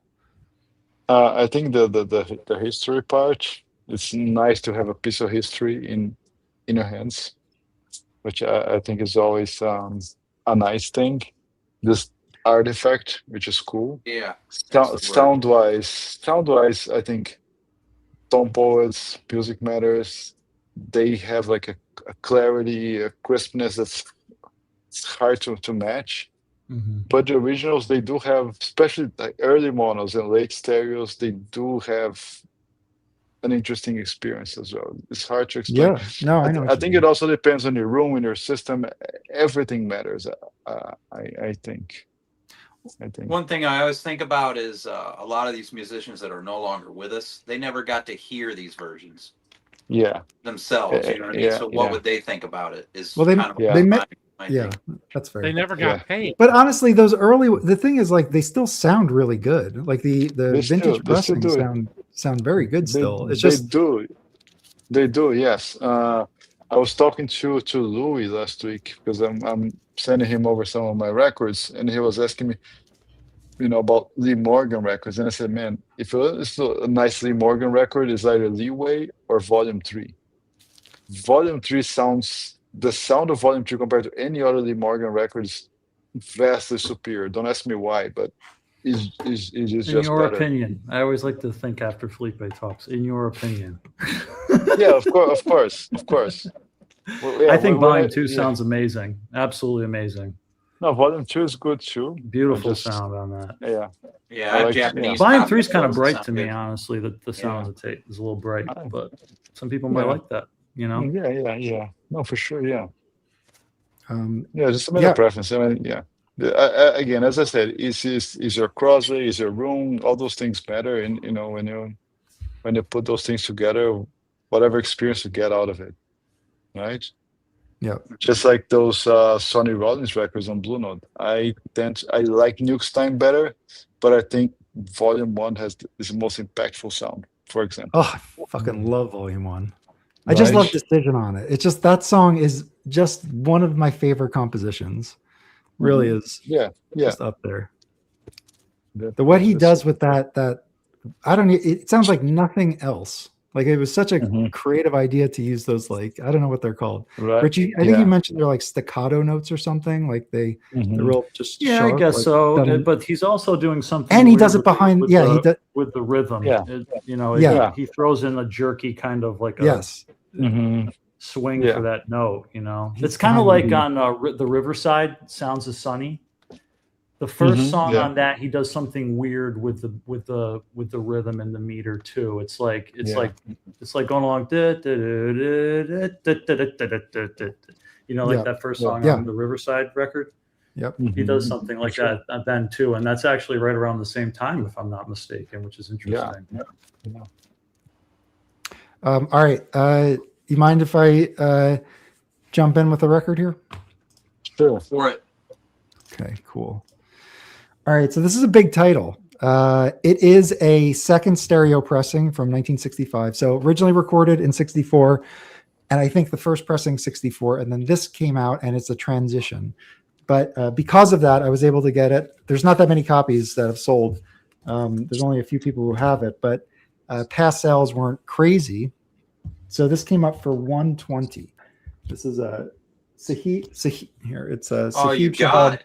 Summer Dawn. So I should have I should have pulled up my my USPS tracking. I really should, because it was stuck in Kansas City for like 27 days or something. So I thought it got lost. So I literally, I give people a pretty long like leeway to ship the record. Like I won't bother anybody for at least 2 weeks. but I saw that it wasn't moving. So that's a whole different thing. So I waited a week. It didn't move. 2 weeks. I was like, there's a problem. I reached out just to give the seller heads up on Discogs. And then like another 2 weeks essentially passed. And I reached out requesting a full refund, and 12 hours later, it started moving. If I waited 12 more hours, I wouldn't have to bother them. So it started moving. I don't blame you. If you have to do what you have to do. I mean, as long as I know it's coming, I'm fine. I mean, I'm no rush. So I think that technically with media mail, that's how it's supposed to go. Right? Well, no, media mail is estimated like 7 to 8 days, I think is what they don't commit to that, but that's what they say. They can sit on it for a while, I thought. Well, they definitely did. So I don't know what happened, but it came in and it's totally fine. So I'm really happy. But it's a Sahib Shahab Summer Dawn. The band on this this was recorded in Germany. So Sahib Shahab alto, baritone saxophone, and flute. Aki Pearson on trombone, which I think he recorded with Joe Henderson on a label. Francis Boland on piano, Jimmy Wood bass, Joe Harris bongos, Kenny Clark drums. That's top tier shit, man. That record. I like it. It's a really good record, and I was reading about like where he was in his career, but it's good. But like the original stereo copies are listed for like $500 or like even more. It's a crazy expensive record, and I don't know. I feel like it is a good record, but $500 for this is quite a bit. I don't know. One of those. I was happy I got it for cheap. Yeah, when I was at Sherv's house, he's just kind of flipping through his shelves, and I was like, oh, and he pulled it out. He's like, oh yeah, it's original. I got it 30 years ago or whatever. However many years ago. But that really has spiked in price over the last like 5 years, because when I first started looking at it, I think it was around like $120 for it, and then it just really jumped up, I think. How's the pressing you got there? It's nice. Oh yeah, let me show you that. So it is the 65. So it is so this is an original stereo jacket. Yeah. So it has Argo on it. Yeah. 65 is when they transitioned to Cadet, because the UK Argo label, which is mostly a classical label, I guess sued them or something. So they just changed their name to Cadet, and then this has the Cadet label. Isn't Cadet? I could be way off. Are they related to the Chess label at all? Yes. Yeah. It's all the same family. Okay. Out of Chicago. Okay. Yeah. So there's deep grooves on both sides, and it's got the same matrix numbers as the first pressing, but I think the pressing plant is different. So different pressing. But I listened to it. It sounds fantastic. I really love that guy's playing, man. There's something about his style. Felipe, did you see what I picked up? Oh snap! We got Chris. Hey guys, I came right in time for Summer Dawn. Wow. Yeah. Hey, so. I lost your Pozar auction. I wish you got it. It could have gone for more. I only got outbid by 2 people in the last dire second. Okay. I tried to get that Pozar on Savoy. Actually, I have a quick programming note. So WCB Jazz Vinyl, Chris is here, and Rich Digimano's here. They just did an interview for Record Collector Confessions, Rich's podcast. So you can easily find it if you just Google Record Collector Confessions. But yeah, you guys sat down for a couple hours, right? Mm-hmm. Yeah, we did. So I know everybody here, but where did Felipe go? Felipe's in and out. Anyway, this stream has been a total disaster in terms of trying to run it straight. Well, you wrote that script already, and it didn't go. This went better. I am gonna start having rehearsals. There's a reason why Blue Note sounds the best, so we're gonna start having rehearsals before this. Okay, all right. But just to get everybody up to speed, we're doing Jazz Bum Cypher, which is technically supposed to just be a round robin, but it's really kind of going off the rails. We are off the tracks. But Chris, do you want to jump in? I'm sorry, I'd just dialed in. You want me to show something? You want me to show some records? Yeah. What have you been listening to? Okay. Let me especially because Rich is here. I can't make this a commercial for the next thing that I got that somebody. No, just sent do it. Do it. Do for it. everything we talked about. No, I'm gonna show. So let me let me show you a couple of things that are not that. So I just picked up Fire and Filigree by Curtis Fuller. So this is on. Is this Beehive? It's on Beehive, right? Yeah. Yeah. I don't know. Like Beehive is one of those like super cool labels that captured a lot of these guys. I don't know, like what, like later in life. So this has Walter Bishop Jr., Freddie Waits, Sam Jones, and Sal Nistico. Yeah, that's cool. Nice. Yeah, I got this locally at a shop, and I think I was aware of it. I think somebody had posted it, but it was like buried in my mind. So it didn't occur to me until I saw it. And then I also picked up. This is sealed, and it's still sealed, and I feel bad because I bought it like a week ago, and I still haven't played it. But it's Dildo Mahone Okay. or Mahones Trio. Oh, on it. That was another one. Interplay put out like older guys stuff. Yeah, exactly. So the same shop had it. It felt like that was almost the entire collection. So who's on this? Is he solo on that? No, it's a trio. So Bob Okay. Mays and then Johnny Kirkwood, but it was recorded in 1990, which I don't have much from the 90s on vinyl because it feels like that's a faux pas or something. Yeah, didn't happen much. Yeah. Although I see Mike Notes and Tones is gonna proclaim all of the amazing stuff, rightly so. It was recorded in the 90s because he knows. But no, it wasn't that much. So my, I'll say this because maybe some people will be interested to know this because let me just say two more things. One is something that I was sent and I'm doing a video on. I haven't done a video in like 2 months, as discussed with Rich on his podcast. But I've got this Vince Guaraldi, It's a Mystery, Charlie Brown. I don't even care like that I was sent this. I love all the Vince Guaraldi stuff. It's the next soundtrack. It's coming out soon, and they sent me a copy, and I'm really happy Nice. to have it. And it's fun because it comes with this little magnifying glass, and it's like it's almost like a kid's puzzle. Like you're supposed to find all the hidden things that are in the pressing. Can you hold it up? Can you hold the? Oh, I'm the, sorry. Oh, no kidding. So It's a Mystery, Charlie Brown is, I think, a 1975 soundtrack. And this one has Tom Harrell on it. It's got Mike, what's his name, who's the drummer. Who's the drummer on this? Morello? I'm going to have to take it out. Forgive the noise. It's Played in Headhunters. Mike Clark, excuse me. Yeah. So Stuart McCain on bass, Tom Harrell trumpet, Mike Clark on drums, and then Elliot Zigmund also on drums and percussion. But yeah, no, so this is actually 1973 and 4 that the soundtrack was that the soundtrack was recorded.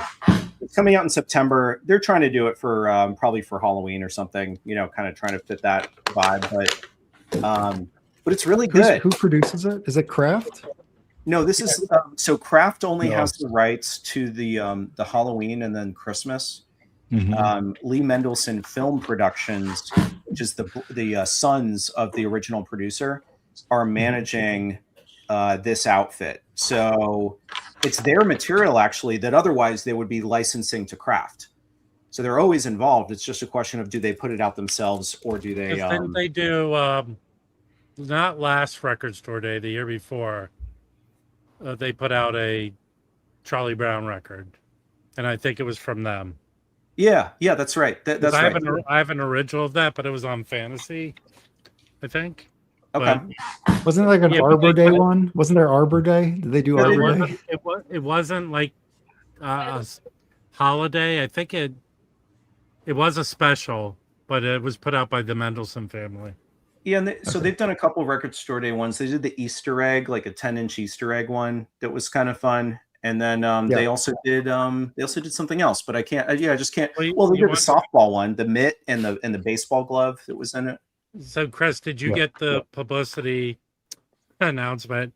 They're coming out with a liquid. I think it's a liquid-filled Charlie Brown record. Yeah. What? Yeah. It's a snow globe. It's a snow globe. Yeah, it's a snow globe. Here's the thing. Like, I understand that now it's going to sound like I'm defending. like they go for there's a lot of some would say gimmicks, but other people would say just kind of like fun features. They're doing the gamut, right? They're doing gamut, you get it. They're doing like they did the zoetrope, they did all kinds of different kind of fun things. And I know that a lot of people say, oh, there's too many, but no one's forcing anybody to buy anything. So I believe they're coming out with one with Charles Schultz's blood in it. I'm waiting for the urine edition. Well, no, that joke. It's not even a joke. Vinyl Me Please got back together. Their first record was the urine colored record. So that'll be like Snoopy's, right? Yellow pale ale edition. I actually believe, I don't remember the yellow snow edition. That's great. There's another record they're putting out, like a liquid filled one. I mean, they're doing this on a regular basis, right? That's cool. They're doing it looks fun. There's a British label. They make like splatters and liquid fill like regular pop records, or to do some reissues of old records. And I think they're doing this here. It's a real mood setter. It's a mood setter. Yeah, it's cool. Yeah. The only other one that I wanted to show, because I have the floor and it's shameless self promotion, and then I'll yield, is this. This is a Gotta Groove test pressing. I know what those look like. Doris Drew. So this is our follow up to Pepper Adams. Nice. We got the first test pressings in several months ago. The only thing I will say is that we have our second versions of the test pressing. Okay. So we're just doing some troubleshooting and trying to make sure that that what we have is the best that can possibly be that we put out.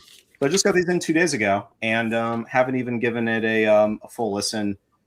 But that's what we're evaluating and hoping to move forward. But that's the other thing I've been listening to is these test pressings, and I'm just super excited about it. That's my record.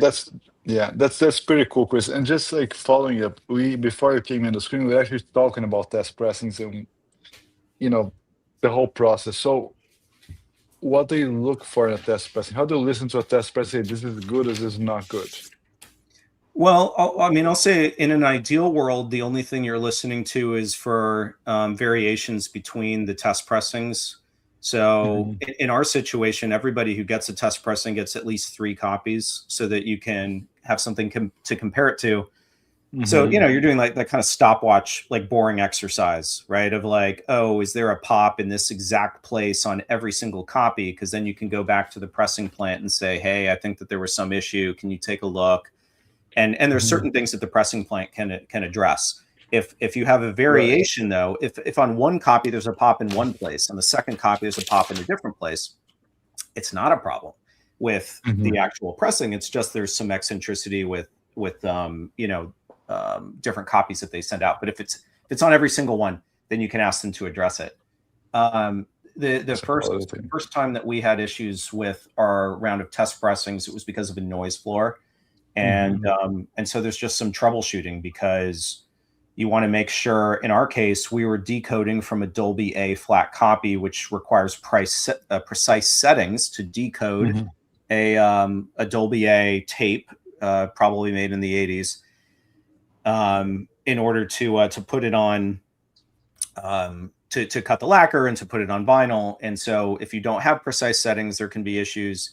But listen, there's all kinds of challenges, and listen, noise can be introduced at any point. It can be introduced in the cutting lathe.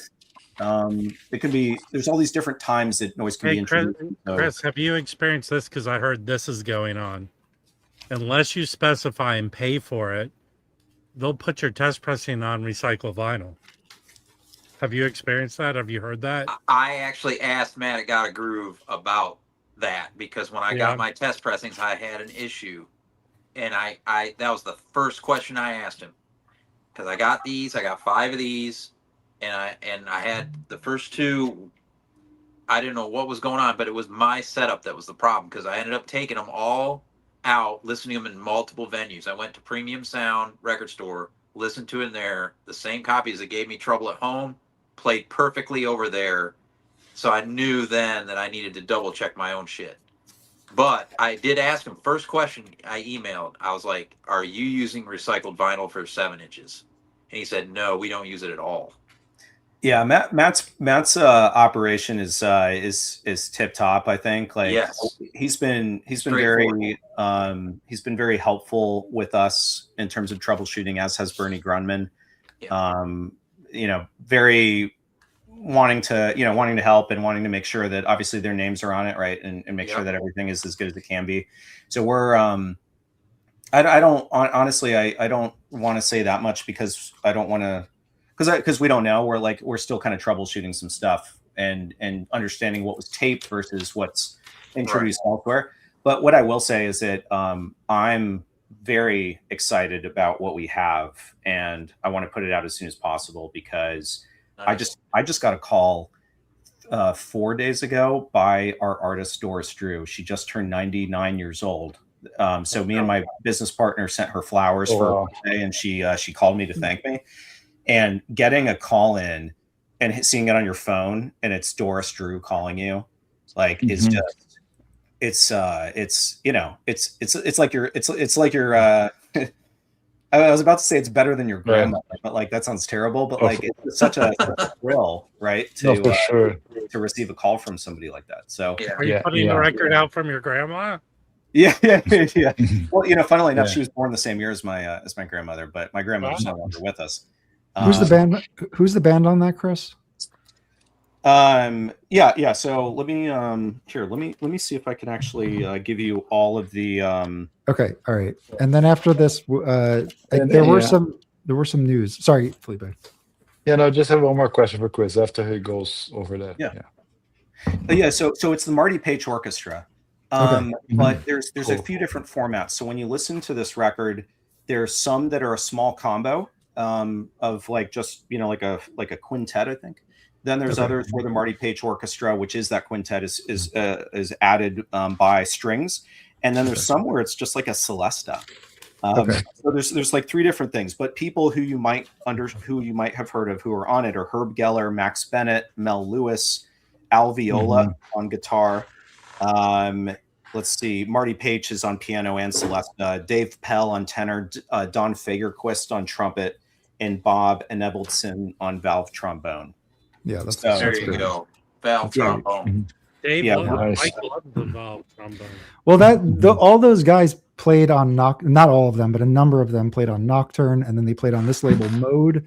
And I think there are other small West Coast labels too that were putting out like some of these guys, and these guys are great players. They're they're Hollywood players basically, right? Yeah. They used to record a lot for like silent movies, right? Right. I think so. In general, like West Coast band people. So that's like just. Oh, sorry. No, go ahead. Who's sorry? I'm forgetting the name. Lenny Niehaus, for example, like was a West Coast guy, and he put out these jazz records. But his goal, it seemed like, was to become like producing scores for movies in Hollywood, and I think that's where his career went. So I think a lot of those arrangers and those players back then were on that trajectory. But they put out all these great jazz records, and some of them, like, I mean, that is how like Pacific Jazz got started, is through these guys too. Their early 50s stuff set that up. So. Wasn't Lenny? Wasn't he on Contemporary, or am I wrong? Contemporary, yeah. Yeah, I think, I mean, to some degree, it's probably hard to distance yourself or even to want to distance yourself from the environment, right? And so you have Hollywood out there, you're still relying on people in person. And if you can get work, not at all the New York clubs, but you can get work at all the New York studios, and the LA studios, and you can be part of these Hollywood films and being, participate in that. I mean, all these guys made a lot more money on the West Coast than they did on the East Coast playing in the clubs. So, yeah, I mean, it is what it is. Sure. Well, that's cool. So, yeah, we're definitely going to be following that, Chris, see when it comes out. Yeah. So there were some things I wanted to jump into. Like there were just some announcements and things that came out today that we didn't discuss just yet. So let me just run through it and see what you guys think. So number one, this got released today. I think it's shipping August 28th. This is the it's a AAA Dear John C. Elvin Jones, and this is Charlie Mariano is in the ad copy here. It basically says this is like a Charlie Mariano session. Yeah, I think. Yeah. I love that record. Oh man, this is like man. I think everybody should have a copy of this record. Yeah, it's so good. Yeah.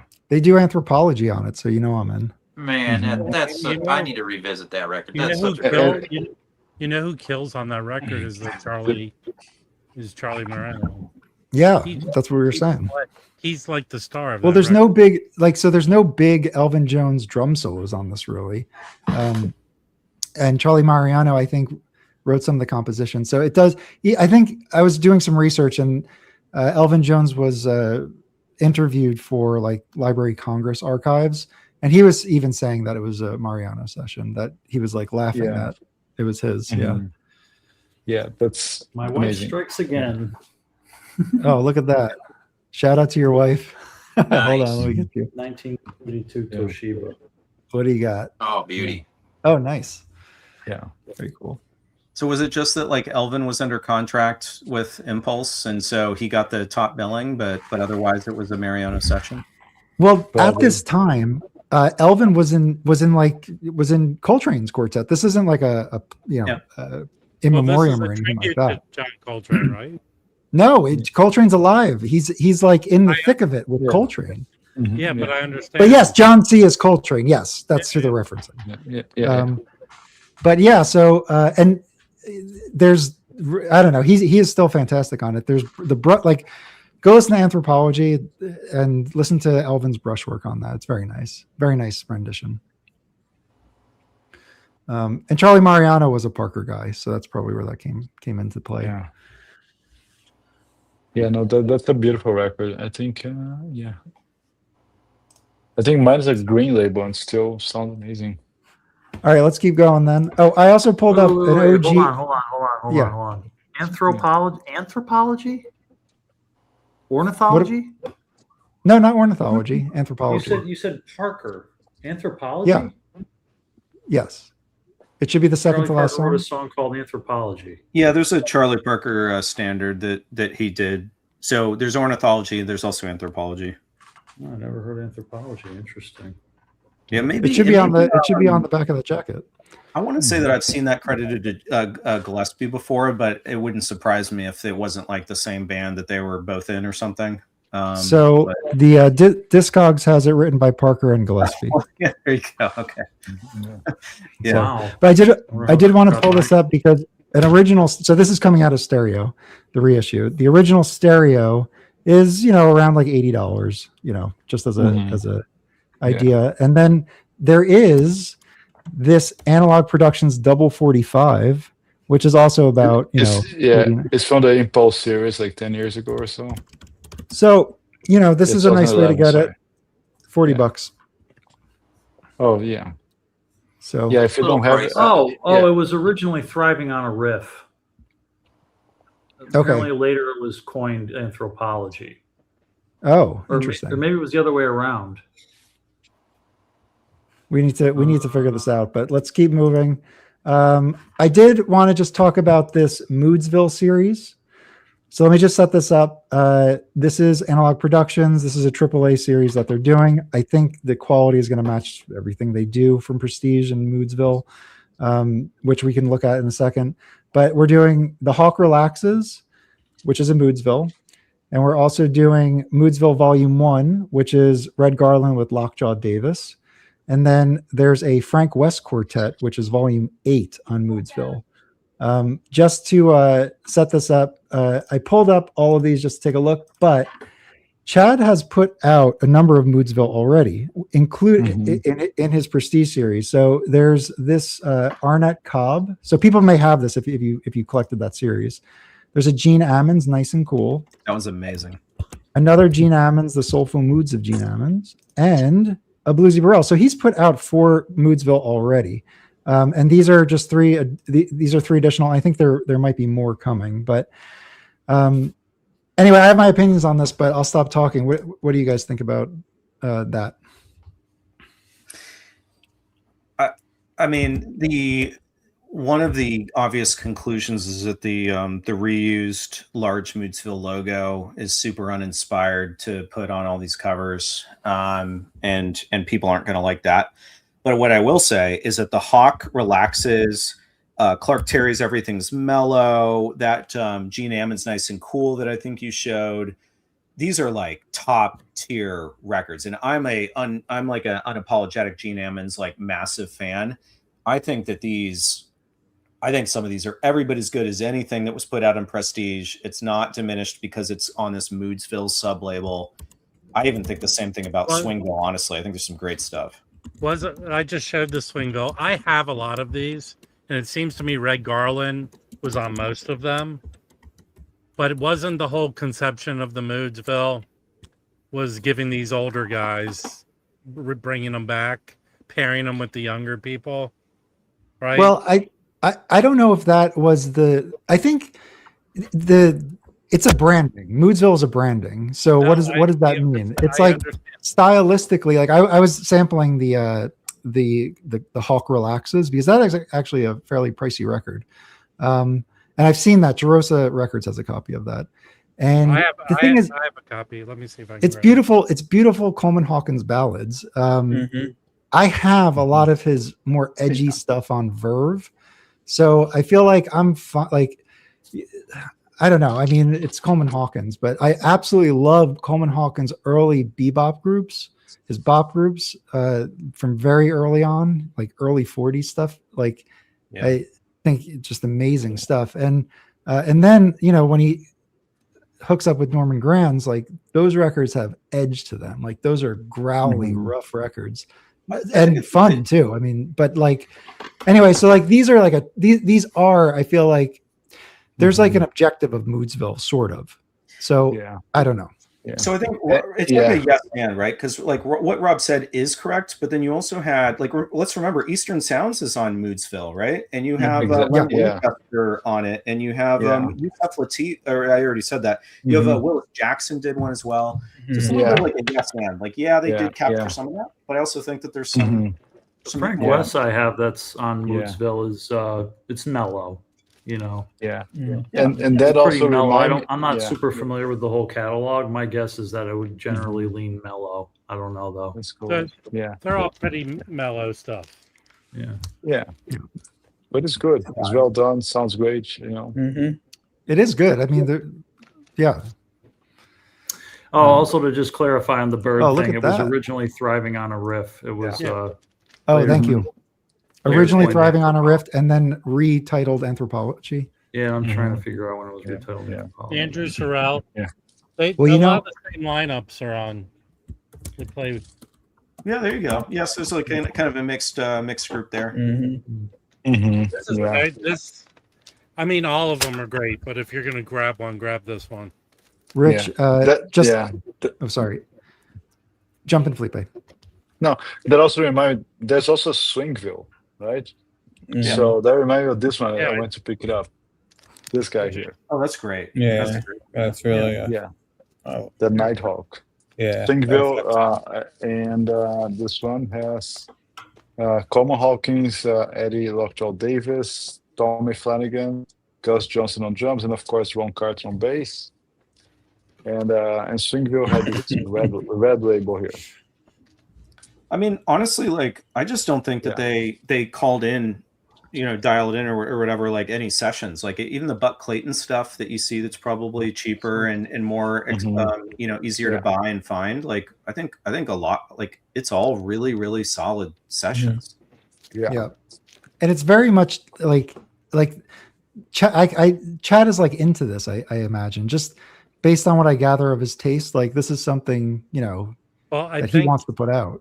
I think these are like what he did with the Verve titles. Like they hired him to do this. He's not. Oh, the other thing is, so Rich, that's a mono, right? Is that the mono? Mono what? That's a mono pressing, right? Yeah. So but it's a stereo recording from 1960, I think, or 62 maybe. 2-track in my vernacular. Yes. Yes, thank you. But the point is that all the originals that I looked up were mono, and I think like up until like they came out as like a Japanese copy, it came out stereo. So I suspect that these will be stereo reissues, although it doesn't say it in the on the website. But I would bet they're stereo. Yeah, I would guess that too. Yeah. And so, continuing with the Charlie Parker obsession, it was changed to Anthropology not long after it was first recorded for Savoy as "Thriving on a Riff." Yeah, and on those dials, months later, it was recorded for RCA by Dizzy Gillespie as Anthropology. Okay, interesting. So also those dial 10-inch records that came out, the LPs, they would sometimes make comps and they would rename the songs. So they also picked up second names from that as well. It gets kind of confusing, and not just for Parker, but for like Dexter Gordon and some. Well, the other shit show that is collecting dial 78s is that there's different takes of the songs. Well, that's cool. I like that. On different 78s. Yeah. Only you like it, Mike. No one else does. Well, that gives you an incentive to get that one and then the LP version. I don't need 3 takes of a Bud Powell song. Just give me the best. Move on to the next track. Blasphemy. All right. So all right, let's keep moving. There's more to go. That's what CDs are for. All right, we went through all the Moodsville, so it seems like Moodsville is cool. All right, so I did want somebody up here who knows a little bit about Bill Laswell. I looked into him a little bit. I'm not the person to go deep with him. Dave, don't you know a lot about? Is he Dave here? We may have lost Dave. Mike, Mike knows a lot about Bill Laswell. So essentially, let me just say what this is. So this is Pharoah Sanders with Bill Laswell with a heartbeat. And this was originally recorded, I think, around like 1999, and it came out as CD. And now they're reissuing it on LP for the first time with a different cover design. And Bill Laswell he's worked with like Brian Eno and like Fourth World style, which I definitely am not going to be the one to speak to it. But that's not exactly what this is, because Pharoah Sanders has such a big personality here. But there's like electronic and like there's like rhythmic aspects to this that I think Pharoah Sanders really just creates a beautiful landscape. This is definitely one to check out. So this is a little bit more out there and a little newer. For I think me. did Laswell produce the Chirac album? Yeah. I think he did a lot of avant-garde free, but he also produced like regular stuff. That's right. Rock and stuff like that. I'm not cool enough to know who Bill Laswell is, but I'm smart enough to know. There's lots of other reasons you're not cool enough. But anyway, give it a stream. It is very nice. I think a lot of people will like that. Oh, and the coolest thing about it is, so on this, they bring in a physician, I think, like an actual physician. His name's Dr. something. Where is it here?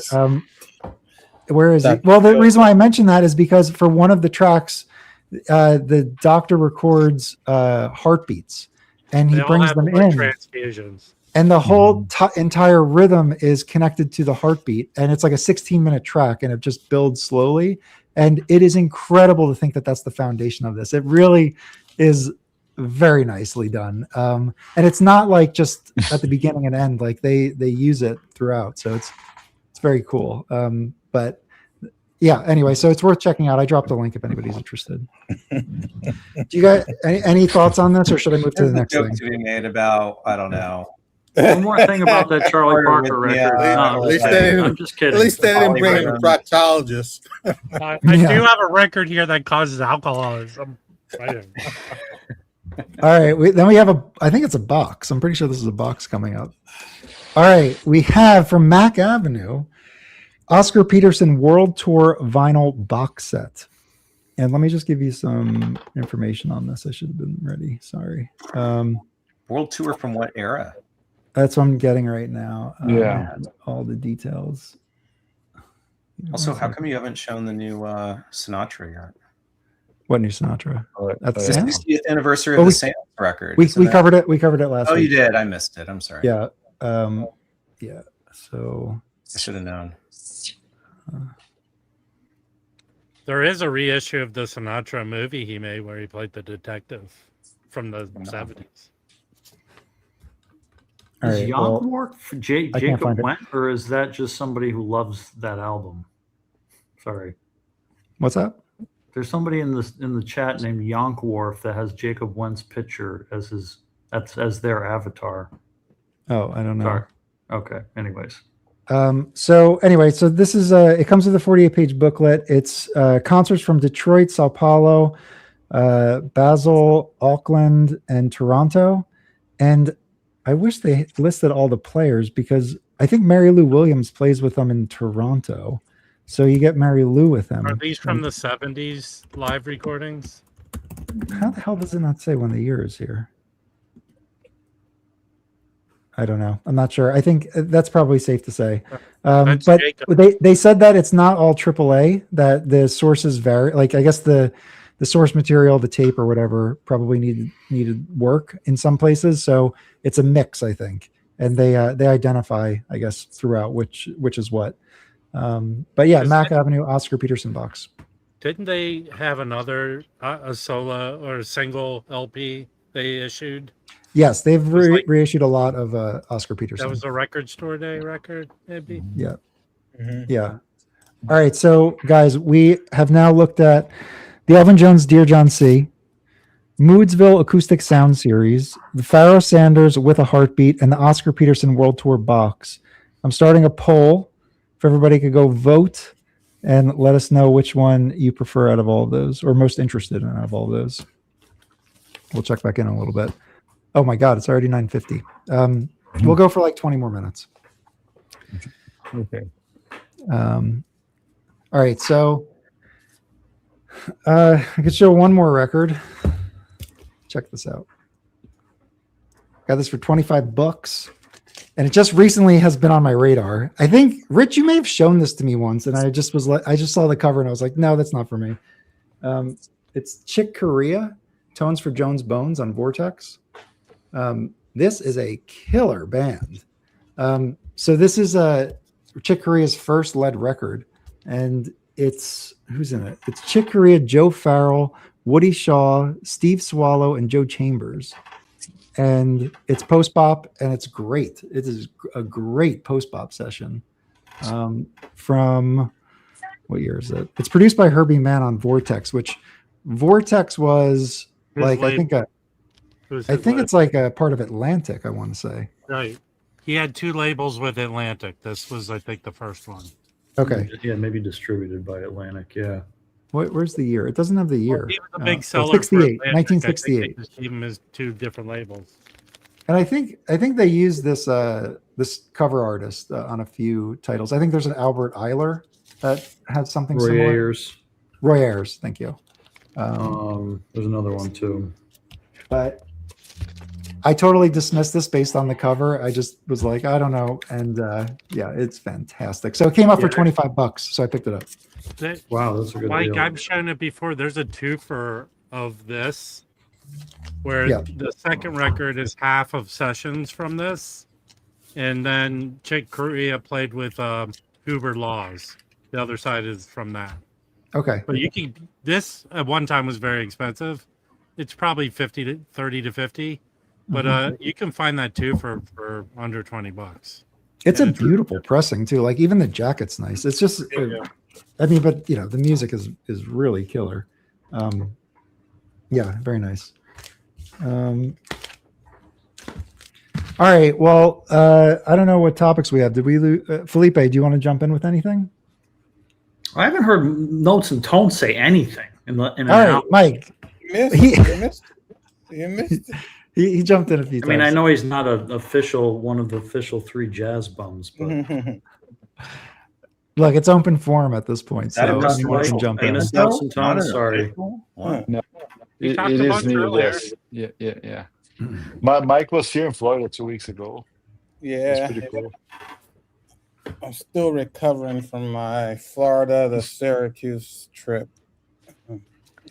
which sort of wore me out. But I got. Did you get any records? Yeah, he's Yeah, got some really, you know, some cool, yeah.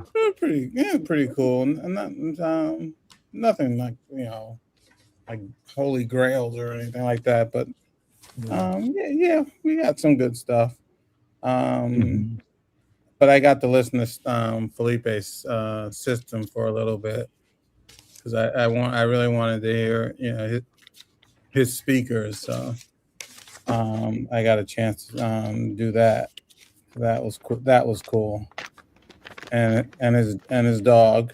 Yes, yeah, he's just across the room. Yeah, it was pretty cool. That was Yeah. pretty cool. No, When's yeah, the it New was York good to have meetup, Mike. guys? Mhm. Felipe, Mike, Rich, Mike. In fact, both Mikes. Yeah. When's the next New York meetup? Yeah, so Rob I'm can- planning Rob like can a stay out there on the November thing. Yeah, I'm trying to make it to WFMU, but maybe before later. But I will make it. Yes. Okay. Yeah, If I don't go to FMU, I'm gonna feel serious FOMO. So I'm gonna You try to have all make the time it. in the world. What are you even doing? Like you should be hearing this until 4 in the Yeah. morning. It doesn't extend. Yeah. My paternity leave doesn't extend to FMU, unfortunately. And even then, it's not. But that's a weekend. Don't worry about that. We'll see. I'm gonna really try to see if I can block it out. Pushing the baby through the show. Even if I come down for like 3 hours, I feel like that would be totally fine. Oh, that should be Yeah. cool. Yeah, yeah. No, definitely. I got to plan a New York trip. I'm going to DC for Labor Day. It's been a while. I haven't been to DC, and New York in November for sure. Yeah. Cool. Oh, I'll be here. No, let's do it. Let's do it. Yeah.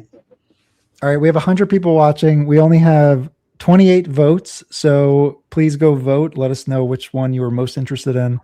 Elvin Jones, Dear John C., Moodsville, Acoustic Sound Series, Pharaoh Sanders, or the Oscar Peterson.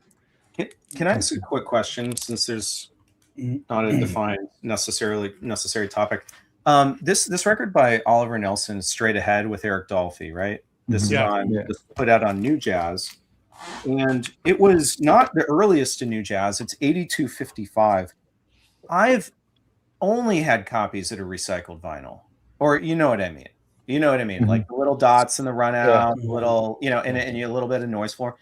Is there like a wide deep groove copy of this? Does anybody have a copy of this that does legitimately not have that inferior quality vinyl? Because I can't find it. The only good quality, again, Vinyl Me Please reissued it. And I have that. really, And it sounds great. Yeah. There sounds great. It's just that, me, like you don't have it unless it's original. Then there's also like an 80s OJC of it too. Okay. I have the OJC. I don't know if I should keep hunting or if this is what I'm stuck with. Who knows? I feel like honestly, all that crap is like so confusing. I always thought that Bob Weinstock always had a first, like if it was the first run of it, that he would press it on decent vinyl, and then like pretty much all subsequent runs of New Jazz are not treated the same. So I mean, is there an AB in the dead wax on that, Chris? That's a good question. Let me see. Let me take a look at it. I don't know. Yeah, I mean, he was cheap. We know that, right? Yeah. But thank God he did what he did. So there's no Abbey. There's no Abbey. I thought we got to the ring point where we decided that the small pressing ring was the real decider, where the small pressing ring definitely means Abbey, and it usually means it's going to sound good. That's the AB thing. I think that kind of comes and goes with Abbey. That's my impression. I might be wrong about that, but I'm pretty sure the small pressing ring is definitely tied to Abbey manufacturing. I think. And I'm looking at the Discogs for the original mono Straight Ahead, and there's no Abbey pressing ring. Yeah, so and there isn't in mine, and it's a narrow deep groove as opposed to wide, and typically wide is Abbey and narrow is and I honestly think that like AB and wide narrow deep groove is complicating it. I think it's really just about that. If you just look for that small pressing ring on side B, that really it's kind of that's true. with the 9M thing. Like in the 9M thing never distinguishes like one pressing from another. It's always there or it's not there in terms of like other markers. So it's kind of, I don't know. So yeah, but that one says 61 for No Abbey, and Discogs probably says 61 because it was recorded in March 61. I mean, sometimes they just do that. They just say It doesn't mean it was put out then. It could have been. I don't know, shelved and then 61 because it later, was right? recorded. Usually if you could tie it to a downbeat review, that's Yeah. usually Well, that's a That's good usually idea. the way to do I've got those books, those expensive ass books.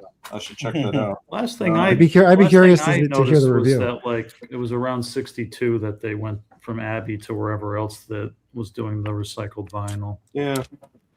It's one of those that you just really want it to be like as good as it can, right? Because it's Nelson, it's Dolphy, Wyans, Duvivier, and Roy Haynes. Yeah. Well, the Dolphy piece is just Yeah, and it's laminated cover. I mean, like this is gorgeous. Like you just want it to be as good as it possibly can be. Oh, the spine is clean too. Hey, yeah, Chris, I'm going to Nice. text you something that someone asked me not to reveal as part of the cleaning process. And I've been doing it, and it actually kind of works. But I'll send you a private message of what to do. Okay. And All right, you'll we go- still need people. We still need people to go vote. You'll go. I have Do that to my record. I have one more thing to show here. So I wasn't going to show it tonight because I feel like I want to do a deeper dive and maybe like do a research Substack on it.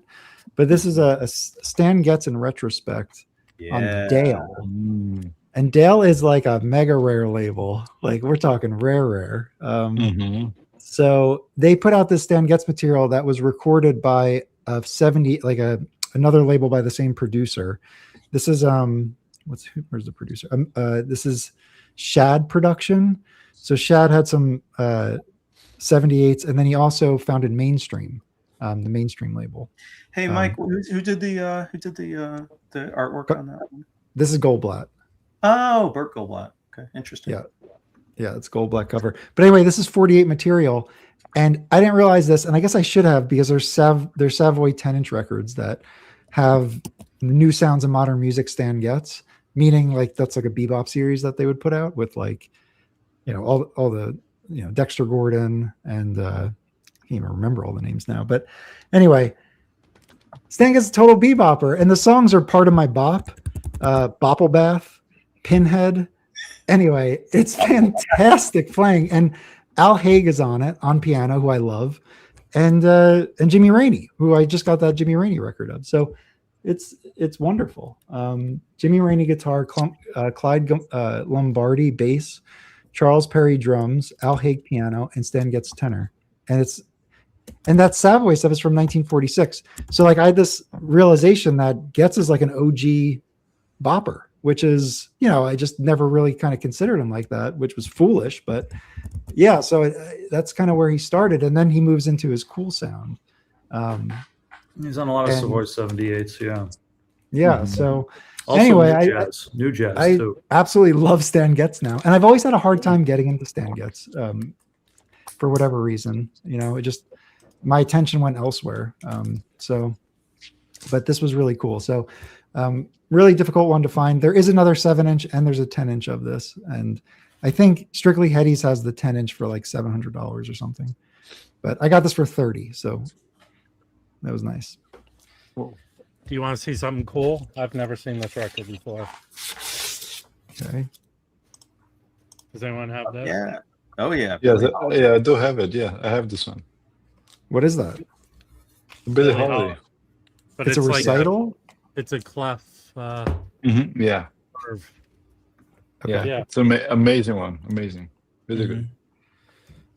All that stuff is so good. It like that's probably the first time it was released. I can't recall, but like even the stuff that they did some kind of later covers of some 78 stuff and some compilations and all that stuff. Yeah. It's all great. Yeah. I mean, it's I have all a- good. I have a Historical. 2 LP comp that I've never seen before. Billie Holiday.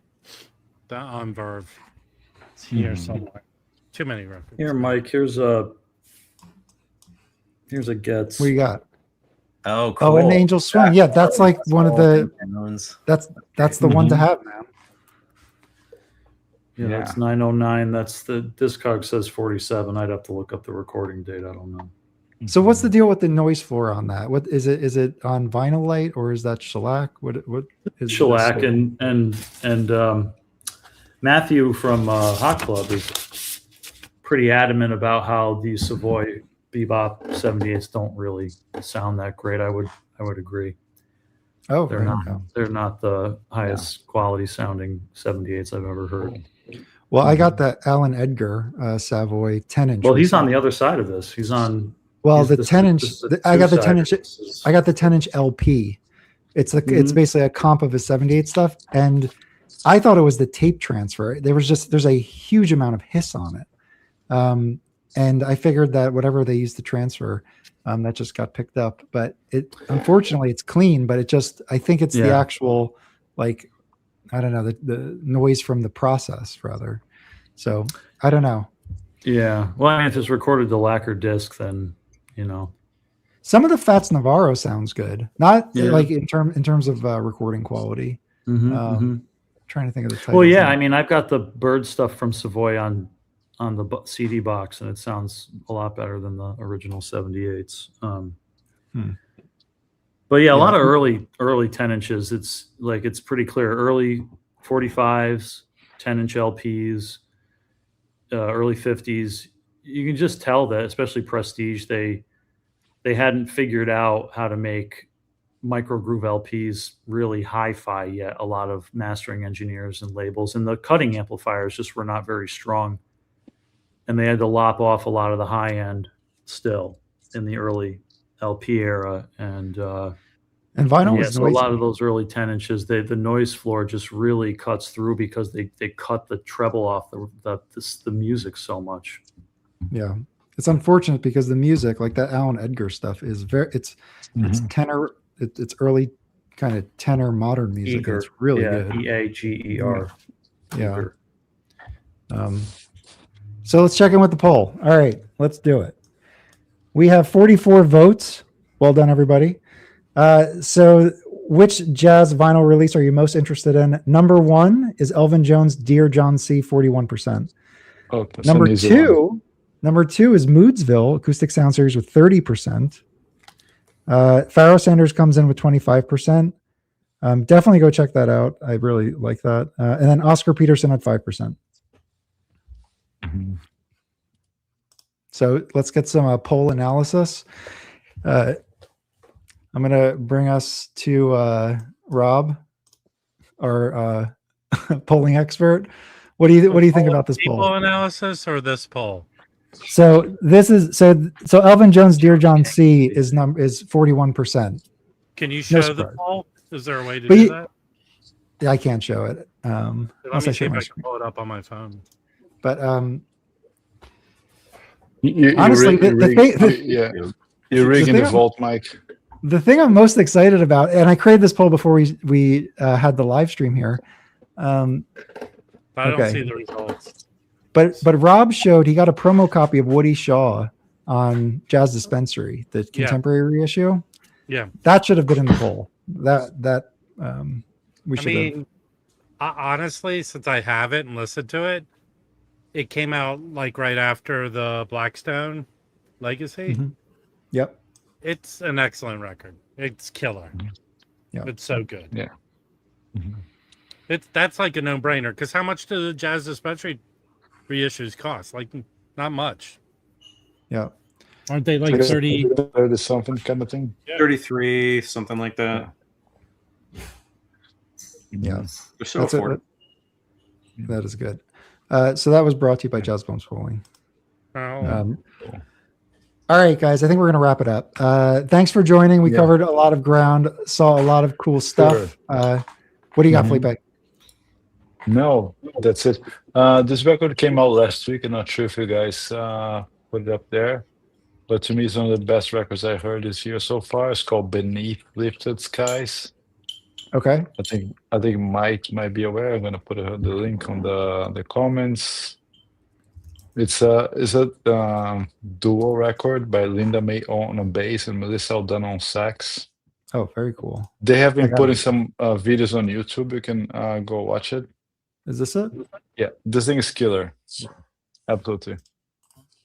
Have Okay, I, cool. Felipe? Have I heard Linda May Hano on what International Anthem or what other label is she? No, she on? was on She's in- ECM with the VJ Ivor and Yeah, the Tyshawn That's the Sword that one. we The saw. DJI, or thank you. Okay. Yep. Yeah, she was on that trio, the VJI.